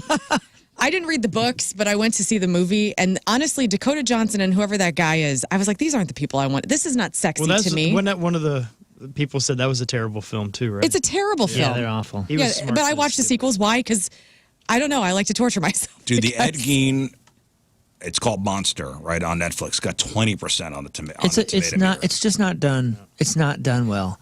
There's a couple gratuitous scenes that you're like, oh, but that's not what I needed. You're trying to be shocking, but that's not what this is for. The whole thing was. Yeah. You're talking about King Arthur. That was such a stinker. 31%. King Arthur, yes. I was thinking of the Lost City of Z, which actually was rated really well, but nobody saw it. Was that Brad Pitt? No, that you're thinking of Z something is else. something else with the Z. Well, you know That's, what? Ryan Murphy for me, because I was American Horror Story fan for like the first 4 seasons. Loved Murder House, loved The Witch, the Coven season, the Asylum, and then he doesn't know. He never knows how to end a damn series. He can't. Ryan Murphy can't find an ending to save his life.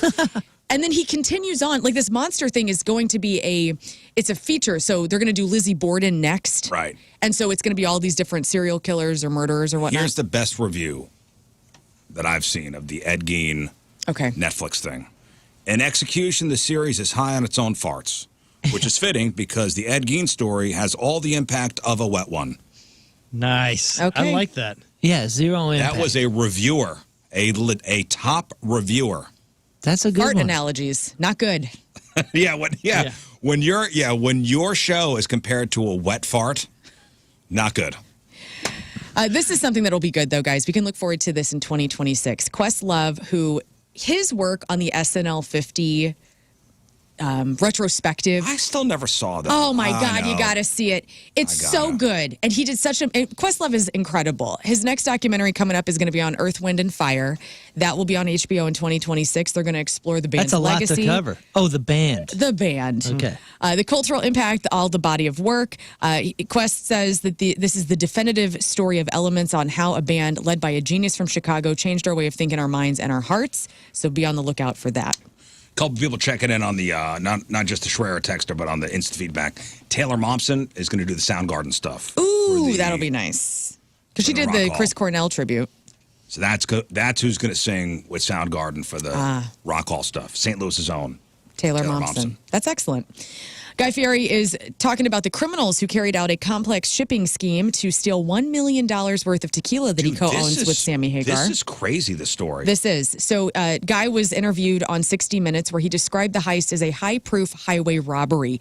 So there were 2 truckloads of Santo tequila that disappeared while en route to Pennsylvania. So the tequila theft was orchestrated by international criminals. It made it over the border. So it went from Mexico, got to Texas. Yes, and then they snagged the GPS. They rerouted the trucks. Yeah, dude, this is a crazy story. Which is wild. So they spoofed the GPS signals to divert the shipments. They used fake subcontractors. Los Angeles Police Department's cargo theft unit recovered 11,000 bottles of the stolen tequila, some of which were still able to be sold after inspections. And Fieri says that the theft impacted the company financially, which led to layoffs and the need to tighten up their business operations. Right, it was $1 million. Yeah, $1 million. Well, Crazy. now take all that stuff and label it stolen tequila. Oh, or guys, whatever. people want that. Quadruple the price and then hire those people back. Great marketing. See, Wait, we got a so- fix for everything. They got their product back?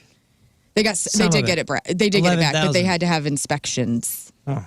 What are you thinking over there? You Oh, you think this is a marketing? You think he did It's this? good advertisement. It is Get pretty out- genius. get outta It's here. Come on, man, it's good. 60 So minutes. good, everybody's Get stealing outta it. here. Hey, speaking Not of- everything can be marketing. Get out of here. Have you talked about A Night of the Seven Kingdoms? The show? Yeah. No. Who's that? That is the next Game of Thrones Oh, prequel. another one. I can't get What do you into mean? them, dude. Oh, what's I wrong can't do with you? House of I think Dragon. it's enough. That's, What are you talking about? You loved Game of Thrones. You have Yeah, not I seen did, House of and you Dragons. know what? What are you complaining about? it's too much. I like the characters from Game of Thrones. I want Peter Dinklage. I don't want some other person. It's too much. It's House of weird Dragon about is that. great. You it's would love becoming- House of it's Dragon. becoming You keep telling me it's that. becoming Star Wars Well, too much. do you know they're merging those 2 worlds? Star Wars and Game of Thrones? Yeah, it's We're gonna be getting ready to incredible. start our winter What do you Game of know of Thrones it? viewing, as You're- we do as psychopaths. You're already doing it. Yeah, I'm doing it. You're talking of things you know I nothing want about. Jon Snow. I want what's his name? What's his name? Carrie. Kit Harington? Kit Harington. This is all leads up to that. I know, but This is I'm a turning weirdo, This is dude. turning into Star Wars. No, it's not. Don't say that. Don't say that. I've had one heartbreak in my life, you and I say that, don't Rod? need another. Oh Lord, I can't do it, man. It looks interesting, and it finally has a debut. Okay. It's they were saying December, now they're saying January. Okay. But that's so exciting I'm because House of excited Blues, for or you. House of Blues, House of Blues. Dragon, I don't think comes out till next summer. So this is Yeah. something. If you're doing the winter Game of Thrones watch like we do, Yeah. then it'll end probably around Christmas time for us, and we'll go straight into A Night of the Seven Kingdoms. This is very exciting news. You need to call my husband. He's for not those into of it. us that are dorks. Game of Star Wars to come out. No, can't wait. no Get out of my Obi-Wan. face. wait. You know nothing, Jon Snow. Moving on into movie news. So, four-time Oscar nominee Saoirse Ronan, she's been cast to play Linda McCartney in this upcoming 4-part Beatles biopic that's coming out in 2027, I believe. Or 2028. I'm excited about that. I think that the casting that they've done is pretty good. We've gone through this before. So Paul Mescal, he's going to be playing Paul McCartney. Harris Dickinson, who was in Baby Girl, that movie, he's going to be John Lennon. Saltburn's Barry Keoghan is going to be Ringo Starr, which I think is a good casting. And Joseph Quinn, who played the metalhead hero Eddie Munson in Stranger Things, will be George Harrison. These guys look pretty damn good. And I think Saoirse Ronan would make a great Linda McCartney. So all 4 films will hit theaters in She'll April of learn how to play the 2028. tambourine. They're just going to have to be a vegan. George Clooney has confirmed for some reason that Ocean's 14 is likely to be filmed next year with the original stars. So Julia Roberts, Brad Pitt, Matt Damon, and Don Cheadle returning. Why are we doing George this? Clooney just plays the same character. He's just George He Clooney. just is George. the same guy in every movie. Get out there. Here's a script. Go Bradley be George. Ocean. Just go be a cool older guy. Yeah, That's it. hot George. The original Ocean's trilogy was critical and a commercial success. They probably should have stopped after 2. They're fine. The movies, they're fine. I think they're great. I mean, if the original cast is coming back, that's cool. They're turning into Star Wars, but they're great. Yeah, but you see, the thing with the Ocean's movies is you don't take them seriously. Like it's just on. It's fine. You Yeah, want to it's forget about the world TBS. for an hour. It's Yeah. a Hour and a heist. half. It's fun adventure. It's a heist. It's great. And finally, BuzzFeed has asked readers about their experiences waiting on celebrities and how much they got tipped. And so there's 5 people who tipped really well. You want me just to give them to you? Oh, how about you do this? How about you play this game? Okay, Okay, so you have good tippers and you have bad tippers. I do. Great So idea. throw a name out, Okay. and we'll see if Scott and Moon can guess if they're Okay. a good tipper Okay. or a bad tipper. And you take score. See what they do. All right, so Carlos Santana. Do you think, Scott, that Carlos Santana is a good tipper or a bad tipper? Man, he's got to be a good tipper. That's correct. In fact, a person said the most humble and respectful celebrity I've ever seen. He always tips $100. If he's with his family, it's double, sometimes triple that. Would you have said Carlos Santana's a good or bad tipper? Oh, I'm glad you asked me. Actually, I was hoping you wouldn't ask me. 'cause Would you? I was going to say bad tipper. Okay. Well, yeah, give them the name and see if they both. Okay, got it. All right, okay. What about Elvis Presley? Was he a good or bad tipper? Show me bad tipper. You say bad? What do you say? Ooh, man. Yeah, I don't know. I don't see him. Yeah, I'm going to say he's a good tipper. I think he's a good tipper. Elvis was a Good tipper. good tipper. Yes. Somebody said he came in with some officers, stayed for over an hour. They had meal and a few beers. Elvis left a 5,000 plus large tip. An officer said that he did that all the time. Dang. Elvis So was a good tipper. All right, what about Dave Chappelle? Dave Chappelle, good or bad tipper? Lives in Ohio. I say great tipper. Great tipper. Yeah, I think he seems like a man of the people. I'm gonna say Man he's of a the good tipper. people. No. In fact, this is for Dave Chappelle and Danny DeVito. This person says, I served them, did their special request, got nothing from Dave and a handful of change from DeVito. Less than $5. Not a fan of either. A handful of change from DeVito. That is great. I don't know why, but that's a better story than anything. Yeah, better than any tip. It's probably like rare coins and are worth a fortune. He doesn't know. All right, what about Joe Rogan? Joe Rogan. Good or bad tipper? I feel like he's extremely aware of his public persona and likes being seen out and about. I say good tipper. Good tipper, all right. Yeah, I'm gonna say he's a good tipper. He is a good tipper. Somebody said, I waited on him about 10 years ago. He was quiet, polite, very low maintenance, left a $100 tip on a $30 tab. Nice. Steve Carell. Steve Carell. Yes, Steve Carell. Michael Scott from The Office. I say good tipper. Good. He's a very serious guy. Is he from outside of- Canada? No, I don't think so. He just did the Second City thing up in Chicago or something? Yeah, I think so. Yeah. Why do I associate him with Northerners? Because he's so sweet. And Yeah. I feel like he's got to be nice, but I've also heard that we're he's gonna one of need an those guys answer. that's I'm going to say, yeah, he's a good tipper. He is a good tipper. My biggest tip percentage-wise came from him. He and his family were kind, down to earth, and a pleasure to serve. What about Scottie Pippen? Scottie Pippen. Let's go ahead and say not a good tipper. Yeah, I'm going to say, I'm going with you on that. He's a bad tipper. Did not leave a tip at that moment. I came up with the nickname No Tippin' Pippin. Hey, Scottie no Pippen tipping. seems like a kind of a bitter guy. Yeah. Some of it I can see making a little bit of sense, but, I think your life was still pretty good to you. Yeah, and isn't Michael Jordan's son dating his ex-wife? That's Heck yeah. probably that's probably a bit of a sting. Oh, boy. Maybe a little bit of a sting. He's just like, God, can't I have my own world? oh, man. All right, let me move into the ladies. What about Tina Fey? Good tipper. Liz Lemon. You say Yeah, good? she's got to be a good tipper. Bad tipper. Tina Fey. that's what my Tina. girl. What is she doing? Tina. She was demanding and smoked a cigarette at the outdoor table even before being asked to stop. She was less than 10% on the tip. So, Oh, Less than 10%. nice. Oh, Tina, what are you doing? Come on, Faye. What about Jennifer Lopez? Jennifer Lopez. Jenny from the block, right? A woman Man. of the people. Man of Does the she- people. I have a feeling she doesn't know people need tips. What? I got a feeling she's being told. I don't feel like Jennifer Lopez is pulling anything out of her person paying herself. No. I bet you it's her assistants, and her assistants are paying well because it ain't their money. Show me good tipper. tipper. Oh, that's a good argument. I'll go good tipper on that. Incorrect. She's Okay. a bad tipper. Ate at a restaurant. All the servers who've waited on her say it all the time that she's rude, entitled, doesn't tip a penny. Yeah. She has no clue that they need money. Doesn't And- tip a penny. Finally, Bruce Willis. Oh, good tipper. Good tipper. Bruce Willis. Bruce Willis. Yeah, he's let's see, he's got a lot of kids, and yeah, he's a good tipper. He is a good tipper. Tipped $100 for every single drink served. Friendly, low maintenance, a prince among men. And one last thing before I finish up crap on celebrities, just because I heard this and I think maybe some people might want to hear it as well. AI decided to take over the Fleetwood Mac album Rumors. And here is a 1950s style of the opening track, Secondhand News.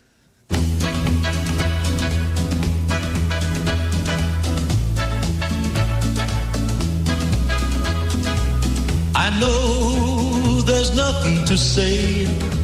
Someone has taken my place. When times go bad, when times go rough, won't you lay me down in tall grass and let me do my I was stuff? surprised you haven't talked about I know I Fleetwood got Mac getting back nothing together on and you. getting on the road again. I don't believe it's happening. You don't think it's happening? And I've been avoiding it on purpose. Really? Yeah. Oh, I don't think it's happening. You don't want I that? think it's just No, rumors. I do and I don't. Christine McVie's dead, and John McVie has retired, and I don't know if he would come back. So it would just be Mick, Lindsay, and Stevie. I think it's going to happen. And I don't know if it's going to happen. And honestly, I don't know how I feel. Oh, and by the way, Rush added a whole bunch of new dates, by the way, and St. Louis, you're ready We're to go to another town to see him because they're going to Are Cleveland. you ready to get in the they car? are going to get in the car and go to Cleveland. I have a feeling this is going to be a big multi-year tour, and they will eventually hit here. Which one, Rush or Fleetwood Rush. Mac? If it goes well, you mean? Like, and it will. It's going to go well, and I think this is going to be not just a one-off tour. I think this is going to be. Okay. I also have the same feeling about Oasis too. yeah, 100%. That is 100% I happening. think Oasis. I will think they're start enjoying doing, it again. I and- think Oasis will start doing baseball stadiums. I think that has been a 3-year plan from day one. Like, let's see how this first thing goes. We'll see the first run goes. Well, I think they're creating scarcity. I think it's a thing where they're like, let's do 3 cities, and then we'll announce that reluctantly next year we're going to do 7 more cities and just act like that's it. And then And, act, oh my God. act like reluctantly the 3rd year we're going to do 55 more cities. Fine. We'll get on the road again. But I saw what Rush, put new dates out. I'm like, oh, St. Here Louis. we go. Okay, here we go. No. Didn't they just add a date to Cleveland? No, they added a bunch of dates. Oh. To Cleveland? No. Wow, they get it all, don't they? Cleveland does get it all. Mexico City. They're doing a bunch of different markets. Texas. Who are we talking about again? This is Rush? Rush. What was the closest here? Chicago? Closest here was Chicago, but now it's going to be, they're doing a bigger tour than originally announced. Very exciting. And that's your crap. Oh, a celebrity celebrating a birthday today. We got country singer Megan Maroney is 28. Jacob Batalon, that's Peter Parker's best friend Ned in the MCU Spider-Man movies, is 29. Bella Hadid is 29. Scotty McCreery. Jose, can you see? He's 32. A couple, three namers, we'll say. Tyler James Williams. That is Gregory on Abbott Elementary. He's Noah on The Walking Dead. Also in Everybody Hates Chris, he's 33. Zachary Ty Bryan, three first names. That's the oldest son, Brad, from Home Improvement. He's 44. He's had some legal issues recently. Oh, yeah? Oh, yeah. It happens. Brandon Routh is 46. Nick Swardson is 49. Sean Lennon is 50. And I believe it would have been John Lennon's birthday today as well. Yeah. Steve Burns, the original host of Blues Clues, is 52. PJ Harvey, we were just talking about her yesterday, is 56. Guillermo del Toro is 61. Scott Bakula. St. Louis's own. Kirkwood grad. Kirkwood's own, Scott Bakula. Is 71. John O'Hurley is 71. That's Jay Peterman on Seinfeld. Tony Shalhoub is 72. Sharon Osbourne is 73. And Jackson Brown is 77 years old today. And today's porno birthday, which is being brought to you by Patricia's, where fun and fantasy meet, is Leah Martini. And today's birthday girl has been in 126 fine films, including All Puffed Up. What? We were talking about that on Monday. A Family Affair, High Society Pigs, House of Legs 11, seems right. L.A. Lust, New Wave Hookers 5, The Secrets of the Flesh, The Snake Pit, Womb Raider, and Who Could Forget a Roll? In 1999's The Angle of the Dangle.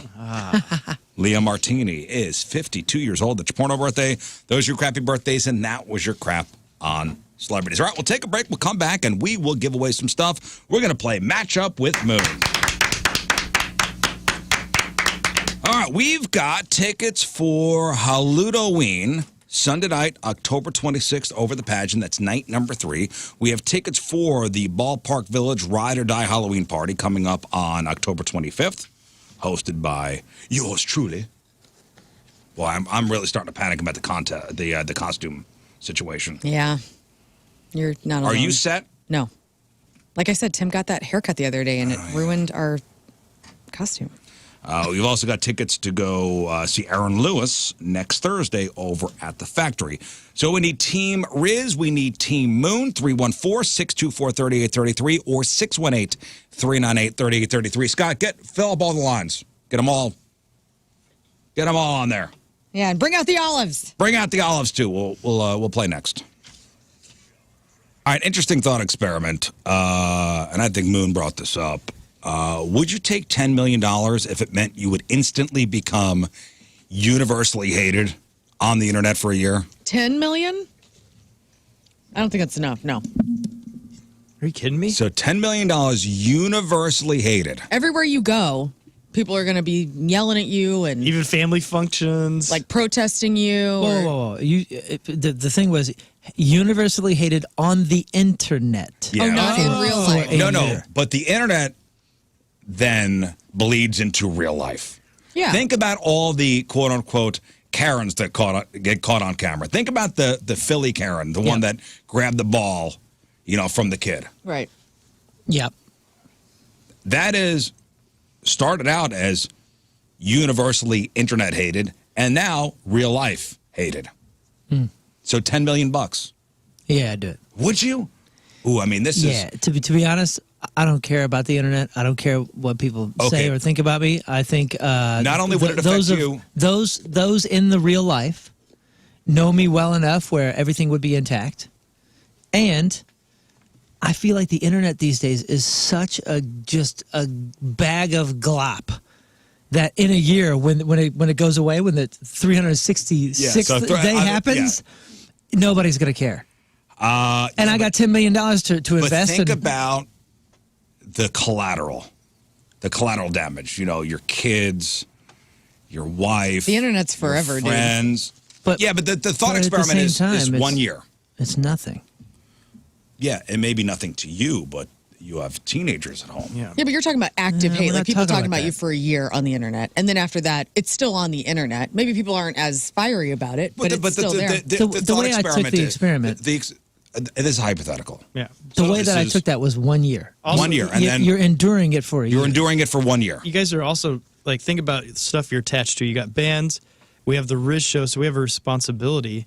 And I would, not want people to hate all that stuff, but I'd still take the $10 million. Yeah, I wasn't And that's thinking. okay. They can trash the I really Riz Show. wasn't associating it with anything except for you. They just hate you Okay. on the internet for a year. Yeah. I mean, yeah, I guess you could just stay off the internet. And just But it's never just on the internet. Well, in your hypothetical, it is. Okay, right? so this It's fun- just on this the fun internet. It's not experiment- bleeding Oh, in this in. fun experiment, that's fine. If I have to stay off the internet for a year for $10 million, yes. You know Peace of what? mind and $10 million, I'm down. Yeah, you Hey. don't have to stay off of it. You just. Who cares? You just don't got to read comments for a year. I'm adjusting your hypothetical because it never Okay. stays on the internet. All I'm thinking about are the people that get caught doing stupid things on the internet and how They wind up on Dancing with the Stars. sure sure or how I bring up again all the guy that stole the hat from the kid With the ball. at the tennis match tennis or match. the couple from the Coldplay concert. Yeah. You're not famous, you're infamous. Yeah, and a year is an eternity compared to some of these people. I mean, you're talking about the impact they had, but nobody's talking about them after 3 weeks, 4 Right. weeks. A year is a long, year's a long time to time. be hated. But still, I just don't care. $10 million. Again, but I'm saying it's not just affecting you. Well, okay, in my initial experiment, it did. Yeah, if it's just me, fine. Okay. I'd take 10 All million. right, so we'll take your more real left turn analogy here or experiment. What's your price? Because you ain't gonna do it for 10 million. I know you'll do it for something. Enough money where I could then take my loved ones for the year and go somewhere where we're 10 million ain't gonna do that. it'll yeah. That'll run out. What? You can't take your family for $1 million for a year somewhere else? $1 million? These people that I love, $10 million is a lot of money. it is, but it's not a lot. It's not a lot to get $10 million lost for a is a year. lot. That's a lot. Yeah. You don't think $10 million is It's a enough lot. to I get don't. lost for a year? I read a thing yesterday that said we need 1.5 million to retire, and I was like, that's not going to be real when I'm in my 60s. Oh yeah, that's low. these days. That's right now. $10 million Especially with what we're to about run to away endure. for a year. You would live high on the hog for $10 million. Well, you ain't gonna You spend go the 10 wherever This you is million. wanna my go. hypothetical, all right? I'm I only need taking more $1 million money. for that year. You only need $1 million to spend for that year. Yeah, if you want to live high on the hog for a year, I mean, That's not high on the hog. I feel like $1 there's, million. there's Yes, it is. parameters. Crap. What? You know the life I could live for $1 million a year? I What? don't know, man. I like nice things. You have any double I mean, you wides can you have buy? very nice things for $1 million a year. You could have like 50 double wides with that. I mean, I guess I do believe that like we're just so anesthetized now to the internet that like none of it really matters because all of it's just half bull crap anyway. But at the same time, what were we doing during the break? We were just watching a video from 2009 or whatever from the. I said boom boom boom. Everybody say whereho. I never saw that. That did live forever. You never saw that. I never That's saw wild.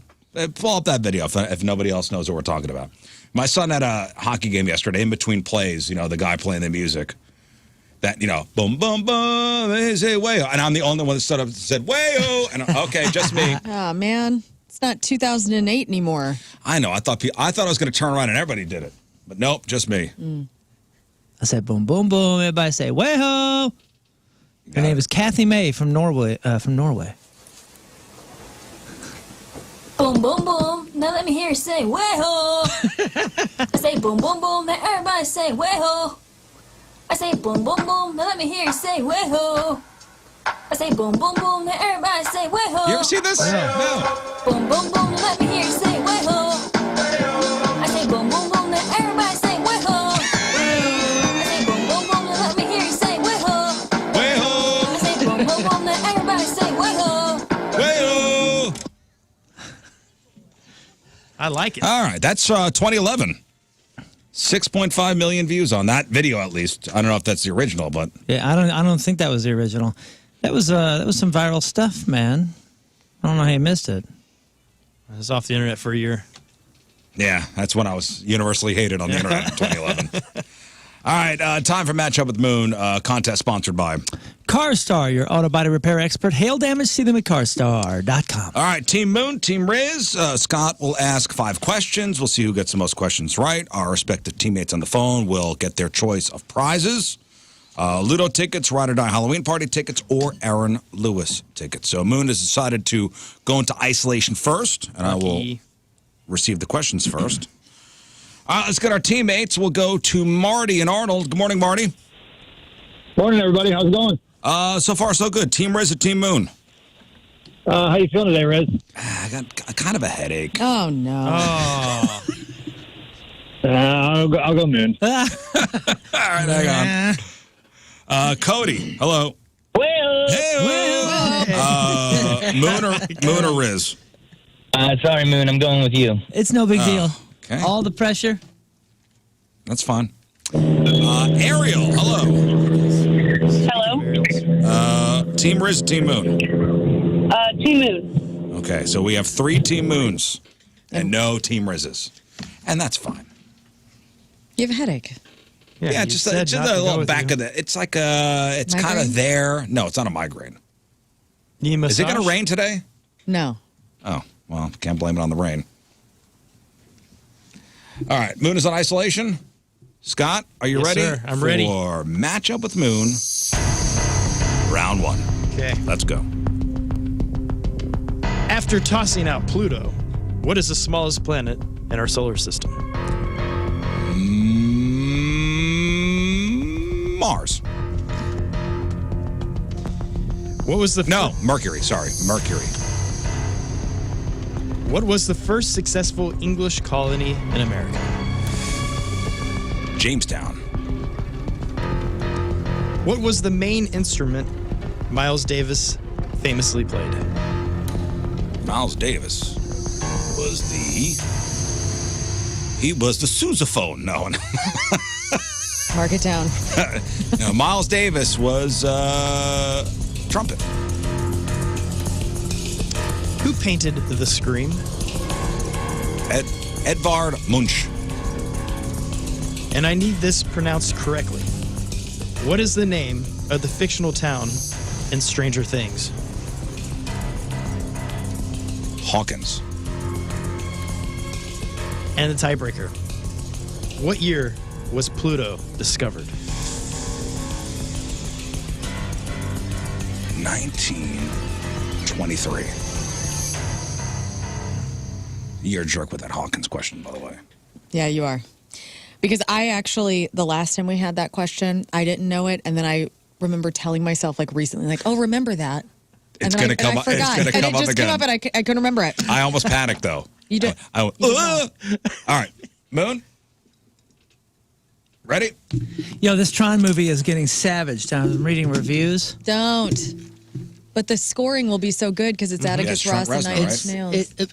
And It looks every neat, though. single review that is positive talks about the soundtrack being positive. Okay, good. Saving grace All of right. it. Who's directing it? I don't know, but they're all basically saying that it almost plays like a great Nine Inch Nails video, like it's like a okay. 2-hour That's cool. music video. All right. Good luck, Moon. And also with you. Uh-oh. I got nothing. I got him. You got it? Mooners. King Scott. After tossing... Music? That's not Christmas music. I'm sorry? That's not Christmas music. That's DC Talk, dog. Oh, lucky. Good stuff. All right, Mooners. After tossing out Pluto, what is the smallest planet in our solar system? After tossing out Pluto. Oh, okay. Mercury. What was the first successful English colony in America?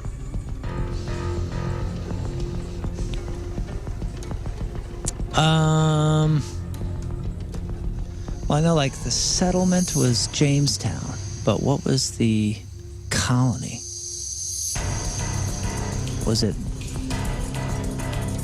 like a colony of Virginia or something? I guess Jamestown, I guess. I thought that was a settlement. I don't know what the colonies' names are. Yeah. So that's your answer. Okay. That's So all I got. what was the main instrument Miles Davis famously played? Trumpet. Who painted The Scream?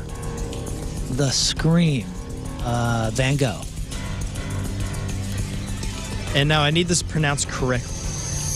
What is the name of the fictional town in Stranger Things? Hawkins. So, here's the tiebreaker. What year was Pluto discovered? Oh, man. We talked about this. It was 60 years. I think it was 60 years before they dropped it, or 65 years before they dropped it. I think I was in school when they dropped it, 95. Let's go back.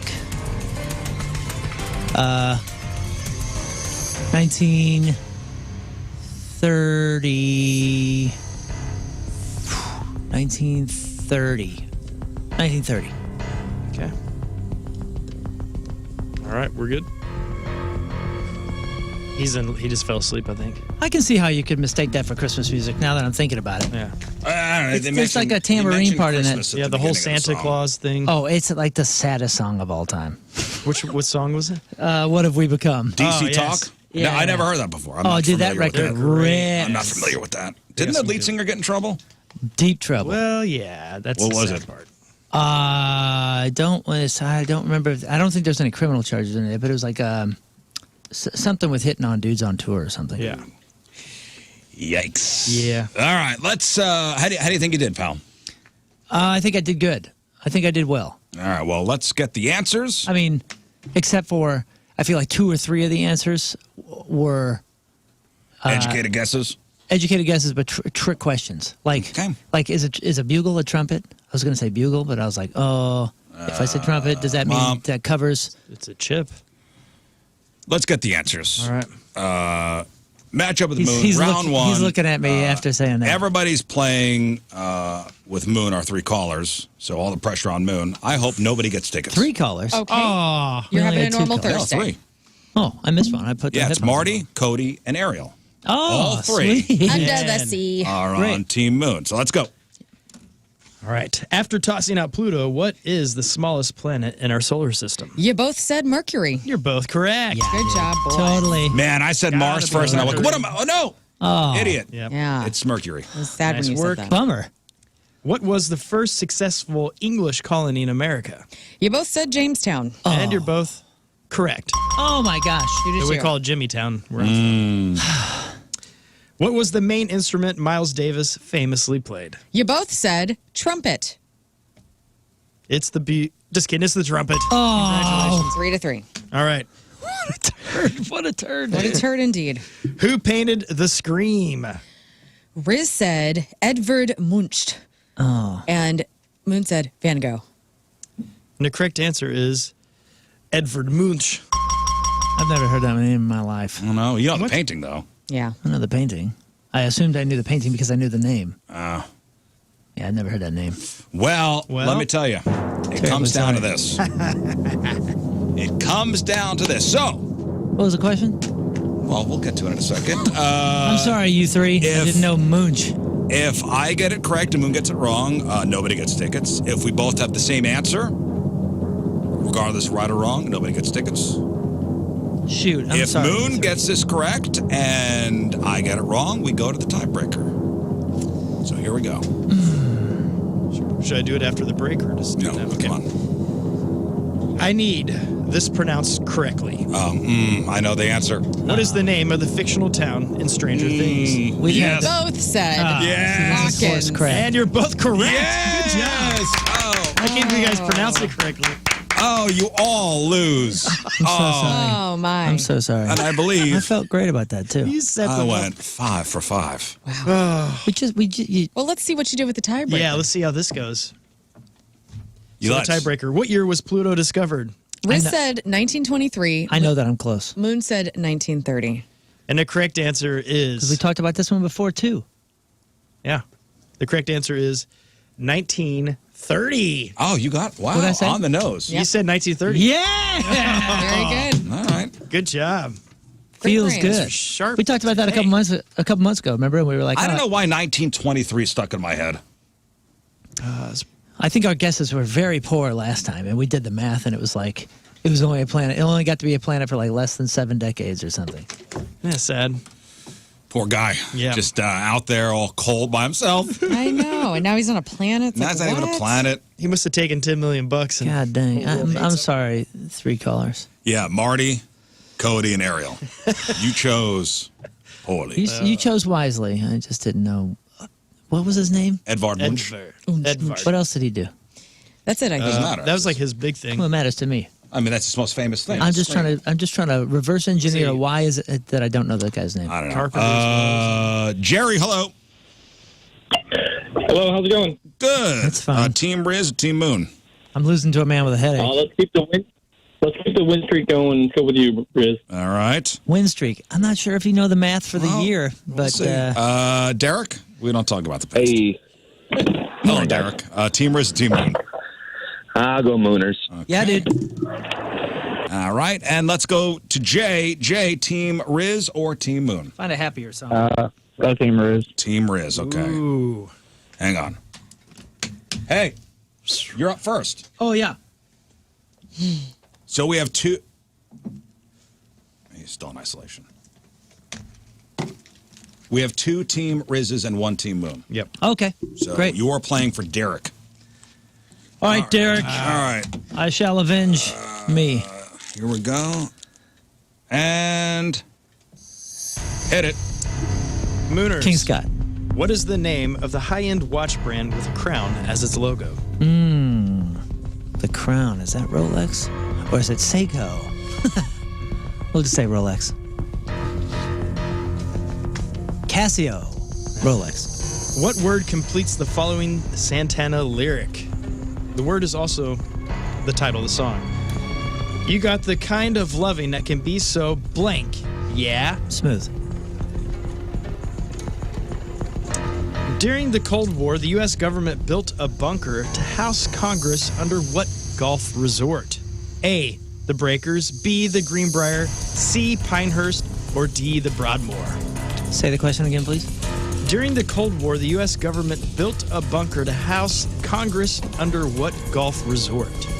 A, the Breakers, B, the Greenbrier, C, Pinehurst, or D, the Broadmoor? Man, I don't know. I don't really know anything about golf or courses or bunkers. Pinehurst jumped out, but then if it's Pinehurst, there's pines. And are there pines over on the east side?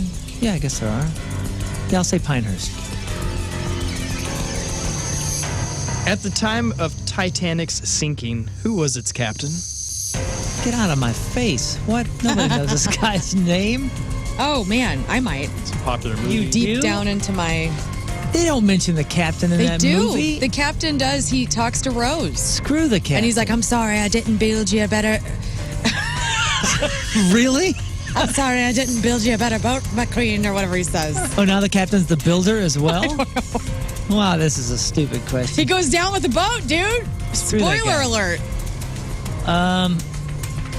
At the time of the Titanic sinking, who was its captain? Yes. I'm going to say Captain Bill.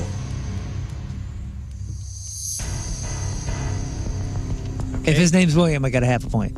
Fine. I'll And- allow. We all know the Duke and Duchess of Edinburgh is Prince Edward and Sophie, so who is the Duke and Duchess of Sussex? Repeat it, 'cause there's a lot of weird words in there. We all know the Duke and Duchess of Edinburgh is Prince Edward and Sophie, so who is the Duke and Duchess of Sussex? Harry and Kate. No, wait. They're the Prince of Wales. Prince of Wales? Prince of Sussex. Okay, yeah, let's say Harry and Meghan. Now Because the the Prince of Wales is the prince, right? Princess of Wales. Yeah. Ah, to hell with this round. All Yeah, right. I'll stay with Harry and Meghan. Tiebreaker. Although they lost their titles. Didn't they? Didn't they give them up when they moved to Canada or something? I'm going to go back. I'm going to say Harry and Kate. I'm sorry, William and Kate. Okay. My confidence is shot. Oh, man. All right, now for the tiebreaker. I'll give you something easy here. Yeah, right. What year was Windsor Castle built? Oh, you butt face. Total butt. Windsor Castle. Windsor. I don't know, man. We'll say 1790. What a dumb guess. I'm just throwing darts. I'm a dart player at this point. All right. What a disaster. This is yours to lose, you big dummy. What? What did I do? I was just listening to Christian rock. Whatever, dude. What is that? What was that? That was DC Talk. Oh, more DC talk. Yeah. It's like I was in a Hey, great mood. Good luck, nerd. I was in a great mood after listening to that. I need this song more than ever. All right, here we go. Yes. What was that song? I'm sorry? What was that song called? This So is Help Me God. So Help Me God. Okay. Yeah, It's I a believe great this is one, the lead track on this wonderful Jesus Freak record. Oh, okay. It's good. All right. King Scott. Sure is. Let's go. What is the name of the high-end watch brand with a crown as its logo? Rolex. What word completes the following Santana lyric, and the word is also the title of the song? You got the kind of loving that can be so blank. Yeah. Give me your heart. Make it real. Smooth. Man, it's a hot one. All right. Sorry. During the Cold War, the U.S. government built a bunker to house Congress under what golf resort? A, the Breakers, B, the Greenbrier, C, Pinehurst, or D, the Broadmoor? Let me hear the. So during the Cold War, Yes, the U.S. government built a bunker to house Congress under what golf resort? A, the Breakers, B, the Greenbrier, C, Pinehurst, or D, the Broadmoor? I'm going to say Greenbrier. At the time of Titanic's sinking, who was its captain?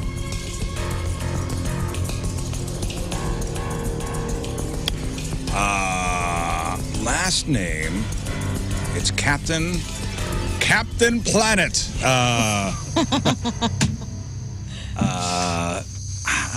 Man, God, this is a guess. All I keep thinking is Captain Joseph Hazelwood, but he was the Exxon Valdez, not the Different story. different story. Captain Appleton? I don't know. Captain Appleton. Yes, Rose, I made you I don't know. really fine boat. I don't know. Captain Appleton is your final answer? That's my final answer. And for the final one, we all know the Duke and Duchess of Edinburgh is Prince Edward and Sophie. So, who is the Duke and Duchess of Sussex? That is Meghan and Harry. Now for the tiebreaker. What year was Windsor Castle built? Windsor Castle was built in 1996. no, Windsor Castle was built in 1850. Okay. Ready? Yeah, I needed that too, There man. we go. There was How do you feel? I I blew it. I lost it. I know that I got there's one I just really didn't know. There's one that I should have known, and if I just relaxed, I'd have stayed with it, and I blew it. Okay, well, in hindsight, you're like, oh man, now you know the answer. Well, I just thought it through, and I was like, oh yeah, I had that right, and I chose poorly. Okay, well, let's get the answers. Yeah, let's do it. So you're gonna have to have missed 2 or 3 for me to even have a chance. We'll see. Okay, what is the name of the high-end watch brand with a crown as its logo? You both said Rolex. And you're both correct. What word completes the following Santana lyric? The word is also the title of the song. Yeah, you both said it. Smooth. Cool. I know that was a gimme with it. Listen, if you didn't get that, I would have thrown you out. Yeah. And vice versa. That's Yeah, that's your of course. favorite I song. know, my favorite song of all time. That's your Spotify Wrapped top song. Man, it's a hot one. All All right. During the Cold War, the U.S. government built a bunker to house Congress under what golf resort? What a Wild question. What a joker, this guy. A, the Breakers, B, the Greenbrier, C, Pinehurst, or D, the Broadmoor? Moon said Pinehurst. Riz said Greenbrier. And the correct answer That is jumped out, too. the Greenbrier. 3-2, Riz. Did you know that? Had you heard that? I that's the only, except for Pinehurst, Yeah. those are the only two that I heard of. Do you remember when Norm MacDonald was on No, none of us remember anything. Wants to Be a Millionaire? And the question that... That was his question? Yeah. No, I don't, Okay. I don't remember that. That was his question? I would love to crawl inside your brain and know where it goes all the time. I know, it's Like how good. you build these questions is beyond me. Well, it gets easier here. Man, At it's the over. time of the Titanic sinking, who was its captain? Moon said Captain Bill. And then Riz said Captain Appleton. Well, at least I have a shot. Like here. if the name is close to either, this has Yeah, to be yeah, like yeah. closest to the name think without the name because they there's forgot. no way. Is it Thomas? At the time of the Titanic. Yeah, I think they both forgot this time. It's Edward Smith. Oh, so close. It was a Tom, an Ed, or a Yeah, Bill. it All right, was- well, listen, guys. It's over. It's already over. Just give them the tickets. Down. Listen, I'm sorry I let everybody down today. I'm still up by like It 6. comes down to. Why, Hey, man, you can tie it up why right do you now. gotta say that? No, I can't because I You know for a don't fact. know. Why do you I got gotta it say wrong. it that don't way? know Like for you a can't fact. just be like, "Hey, man, handshake, good sportsmanship." Well, you talk a big sportsmanship game on the day that you actually win something. That's true. I'm You going to don't side know with if I. him. You don't know if I got this right. Yes, it doesn't matter. I got it wrong. But you don't know anything. Yes, I do. Jon Snow. It is Wales. Well, okay, so it's 3-2 right now. You think you got this right?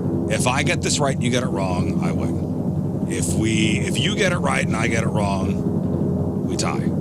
If we Can I both ch- get it wrong, Can I change my it's answer? over. No. Are you sure? I think I got it. Well, I know that I didn't. Okay, well, here we go. Okay. We all know the Duke and Duchess of Edinburgh is Prince Edward and Sophie. So who is the Duke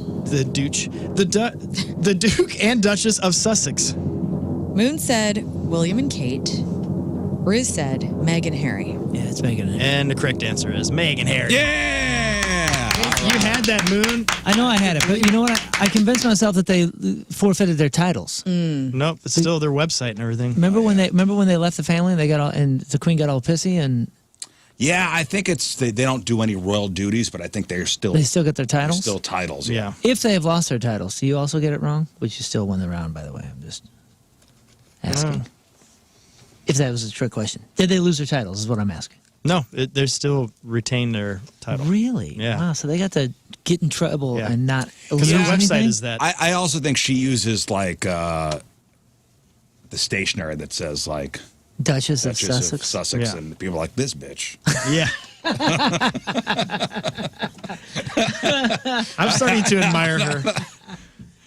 Yeah, a lot of Love it. chutzpah. Is Yeah. what they Really? say. Hey, Congratulations. what did she? Who did she send those letters to? Like, are we invited to Christmas this year? Oh, look. Please. Can we be on your The show? Duchess of Windsor.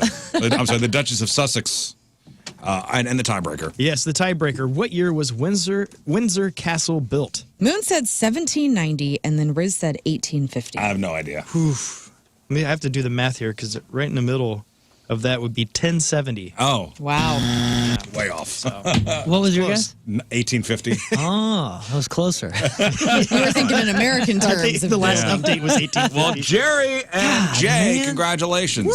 Really sorry, guys. I Back gotta the right horse. slip up every once in a while. Your headache is your superpower. I know. You know what? It really kind of made me like focus in. Like I think it helped. I'm Like, impressed. made me lock in. You got one incorrect today. Edward Muncher. There you go. And that was that damn Titanic. Both sucks. We'll do some news next, including talk about chutzpah. Central West End Combo has packages stolen by a woman posing as an Amazon delivery driver, and I got the details of this story next. Oh, my. Kind of nuts. Plus, they arrested somebody in Los Angeles in regards to the Palisades fire. Remember the big fire that over 23,000 acres burned and people died? Yeah. They arrested somebody. Good. This is great news. Oh, yeah. We gonna do some news. Listen, we all get, Amazon delivered to our house, right? Yeah, yeah. Packages, whatever. You ever worry about porch pirates? I do, but I haven't had to. Like, I always am worried, like, somebody's going to steal something, but... Yeah, I mean, listen, I got the Ring doorbell. Yeah, same. But there's this condo building in the Central West End where residents are dealing with a super bold and clever package thief. So we're not talking about somebody just run out to the doorstep. This is way more planned out. So here's the crazy part. A woman is actually dressing up as an Amazon delivery driver. We're talking the whole getup. The delivery vest, a face mask, glasses. She gets inside the building, and according to the neighborhood security group, her method is to just ring every single apartment in the building until somebody buzzes her in. Oh, my gosh. And, they look in the camera. She's Amazon. Oh, it's legit. They're wearing a vest. Yeah. Unbelievable. Once she's inside, she doesn't drop anything off. She goes straight to where all the packages are stored, grabs a bunch of them, in one case about five at a time, and then walks right back out. And she hasn't done this one time. She's done it 3 times.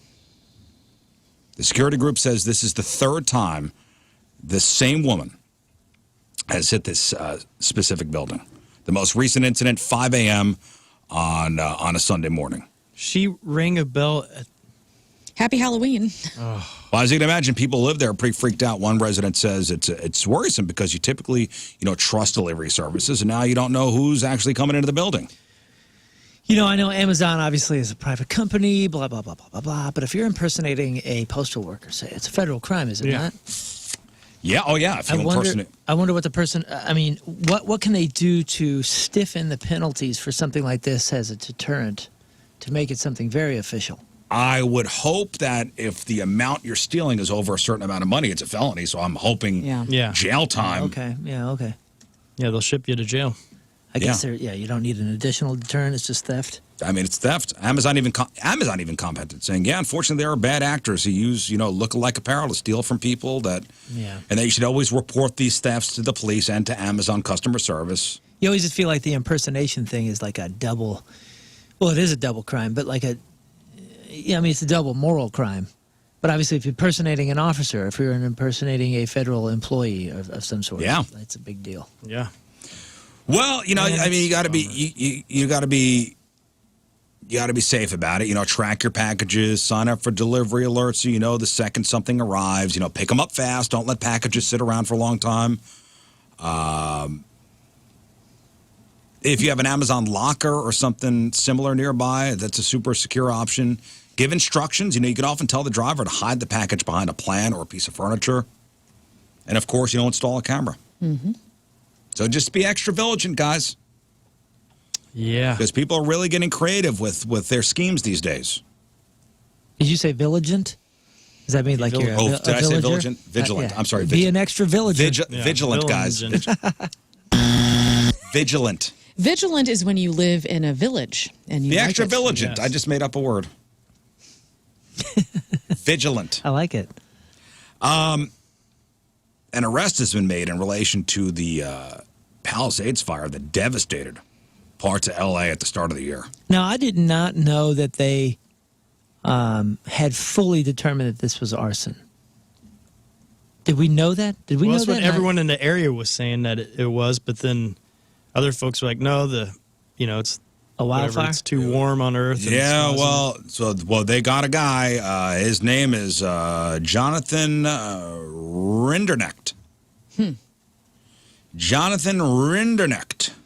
He's 29 years old. He was arrested at his home in Melbourne, Florida, on Tuesday. Oh, so you live on the other coast, Jonathan. He is What a accused jerk. of maliciously starting a fire in the early hours of January 1st.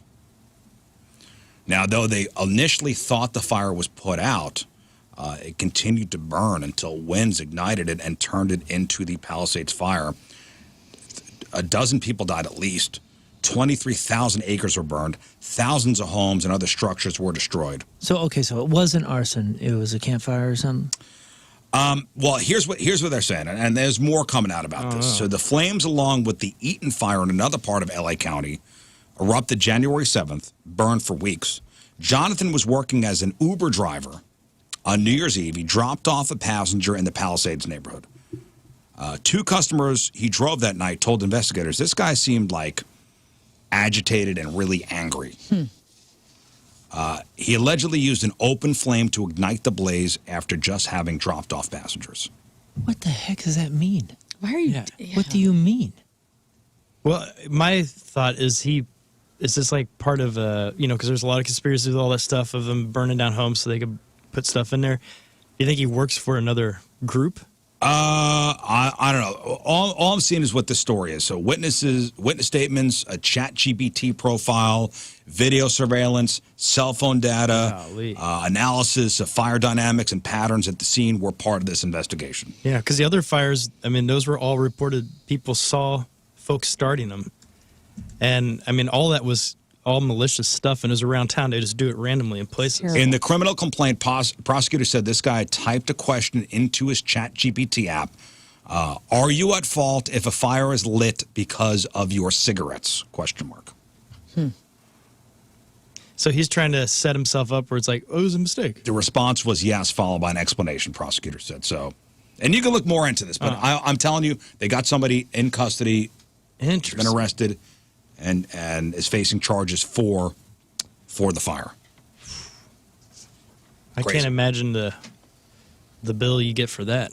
Oh, So much destruction.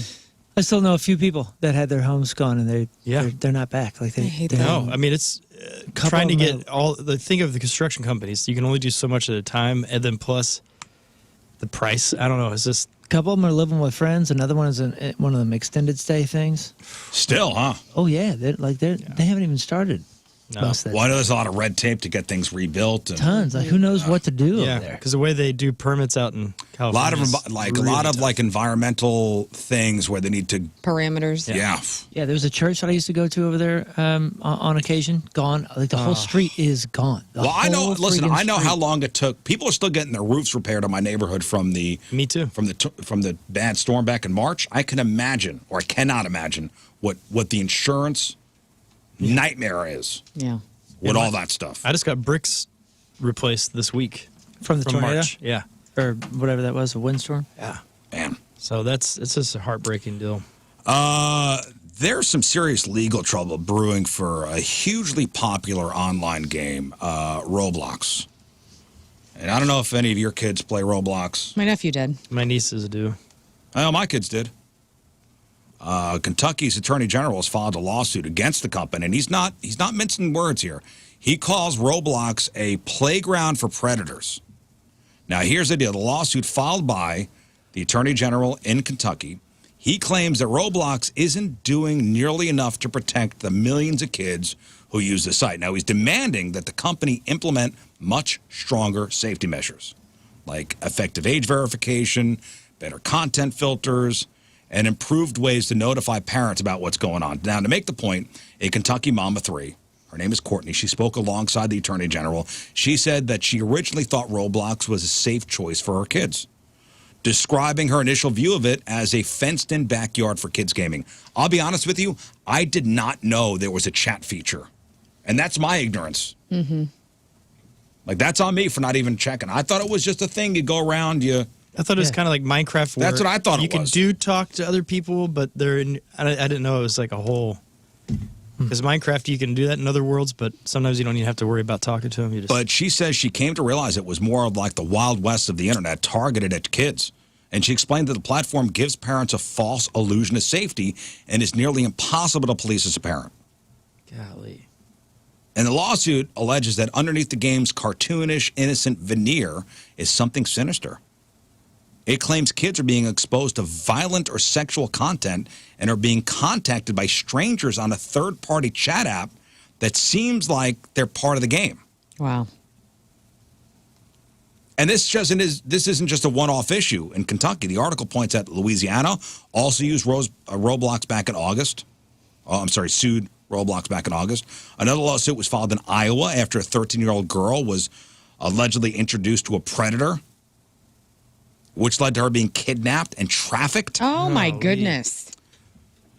Now, what does Roblox have to say about this? The company's pushing back against the accusations. In a statement, they said they have rigorous safety measures in place, including advanced AI and a team of thousands of human moderators working 24/7.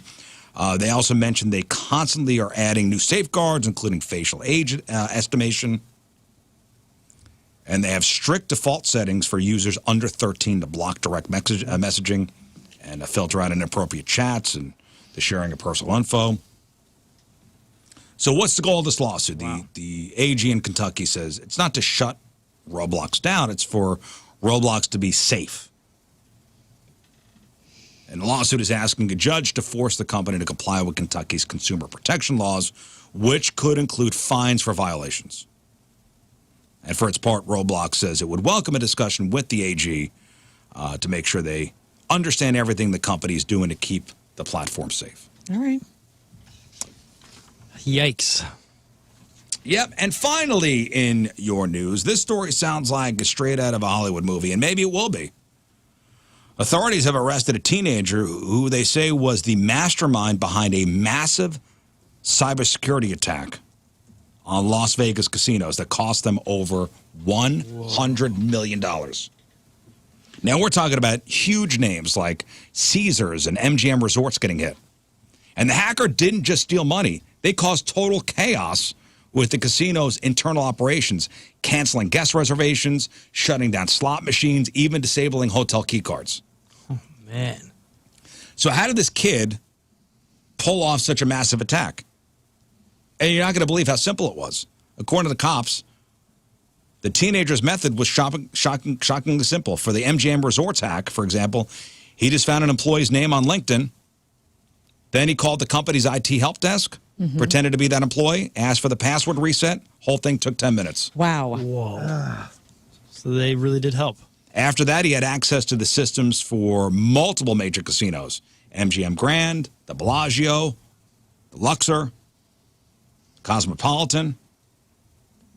And it's just a reminder of how sometimes the biggest security threats aren't super complex. No, and think about how intense those systems must be to be protecting that kind of stuff. All privately owned companies. And then... just a convincing phone call. Yeah, and think about like how behind governments typically are. Oh, gosh. In as far as, keeping up with tech and that kind of stuff. Well, So it's also scary, funny dude. because you always hear casinos are the most secured. They have the highest tech with security and all that kind of stuff. And then it's something as simple as this. Right. And just a phone call to an IT desk. And that's it. Not some like Matthew Broderick war games. Would you like to play a game? Yeah. No, Joshua. Remember that movie? Love that movie. Oh, yeah. That one is awesome.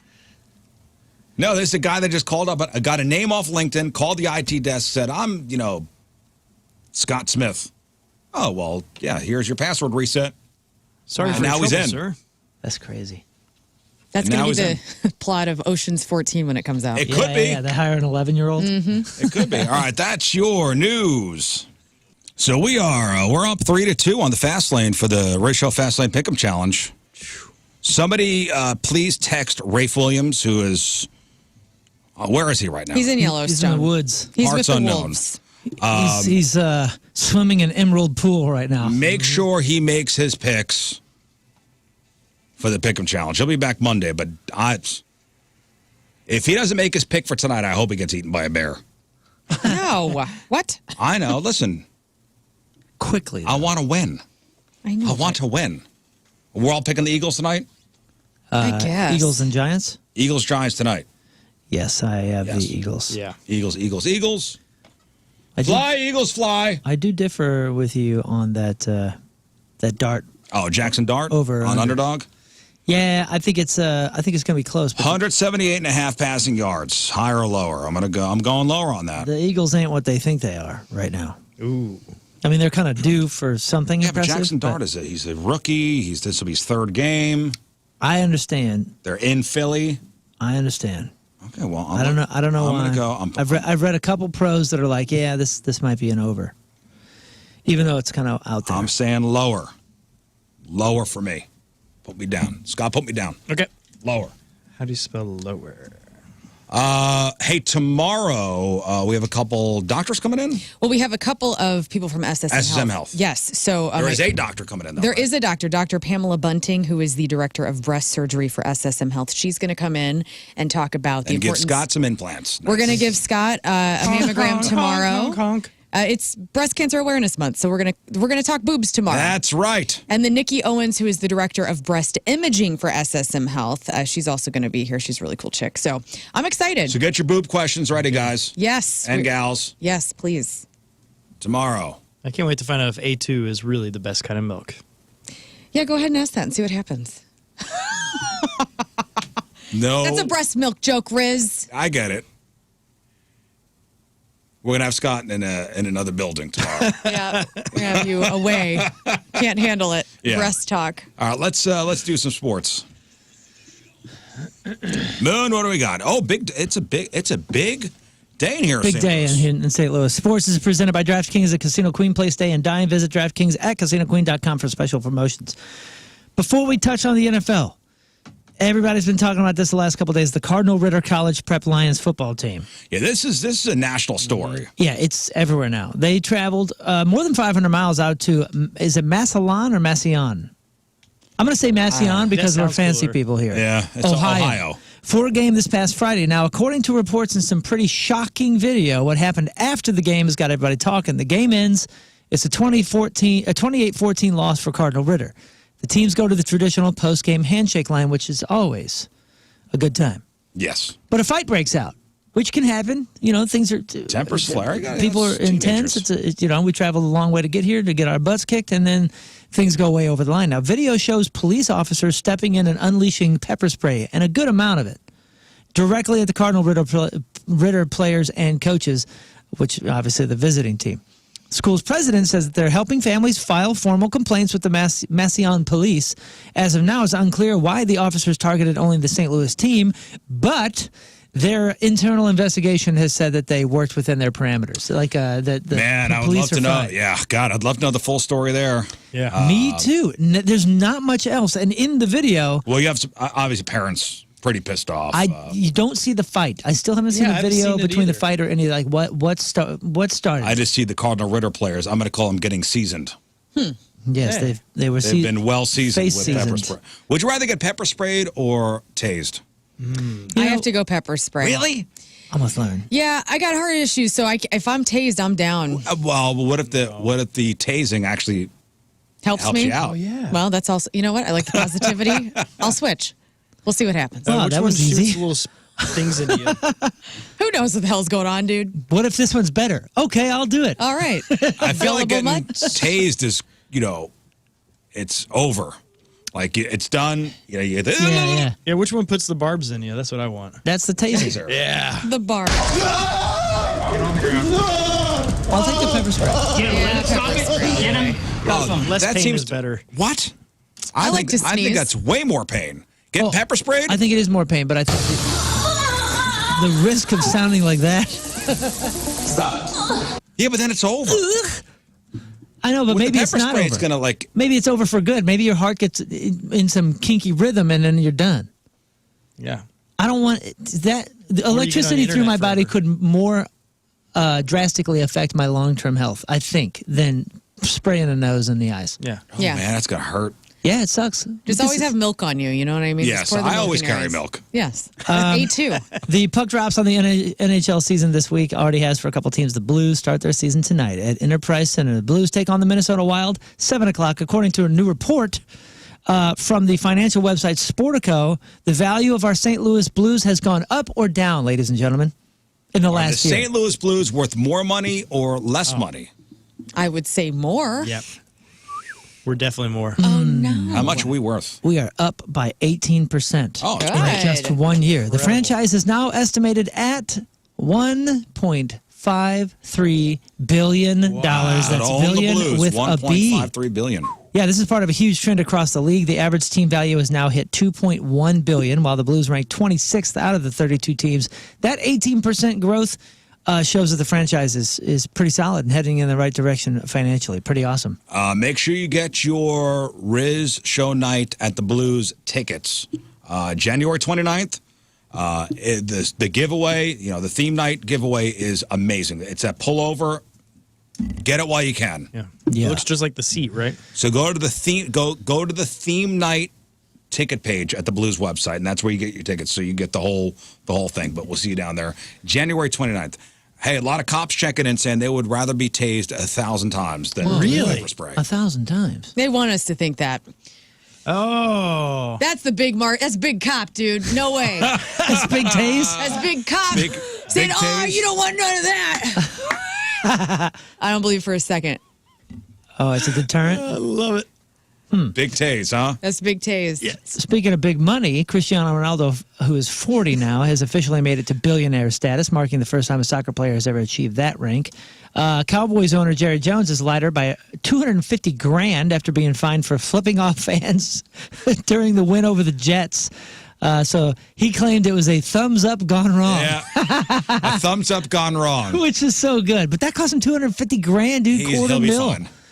This is an expensive finger. That's pocket change for him. Let's talk about playoff baseball. Wild night of do or die games across the league. The biggest headline is the Yankees are done for the winter. They were eliminated by the division rival, the Toronto Blue Jays. Boy, they got their asses kicked that series. I got some audio in there. 5-2 loss. I got the final call. Aaron Judge had a monster series. This dude hit 600, but it wasn't enough. Guerrero Jr. Sorry. I'm just saying Guerrero Jr. was the hero for the Jays, who are now heading to the ALCS for the first time since 2016. Here's the final call. Jeff Hoffman trying to finish the job. His 1-2 pitch. There it is! The Toronto Blue Jays have punched their ticket. All right. I'm rooting for the Blue Jays. Phillies avoided a sweep by blowing out the Dodgers 8-2. In LA. Kyle Schwarber was the man of the hour, smashing 2 massive home runs. He now has 23 career postseason homers, tying him third of all time. And our rivals, the Cubs, also live to fight another day. They beat the Brewers to force another game in that series. Tigers had a huge offensive comeback to force a decisive Game 5 against the Mariners. Brewers-Dodgers series is going to be great. Yes. It will. And I do want... Yeah, man, you don't want the Cubbies to get that far? No, absolutely not. Absolutely not. No. Okay. I want the Mariners to do well, and I have a soft spot for the Blue Jays. Yeah, the Mariners... I'm mooning Nasser Sports because doing the bull dance. Yeah, the Mariners. Yeah, the Mariners. Yeah. All right. One final break. We'll come back, wrap her up. If you missed anything of the program, you got the clip of the day brought to you by Michael's Flooring. Also, the podcast brought to you by Dobbs Tire and Auto Centers. And today's podcast is titled... That's Big Cop, dude. All right. Nice. Big Cop.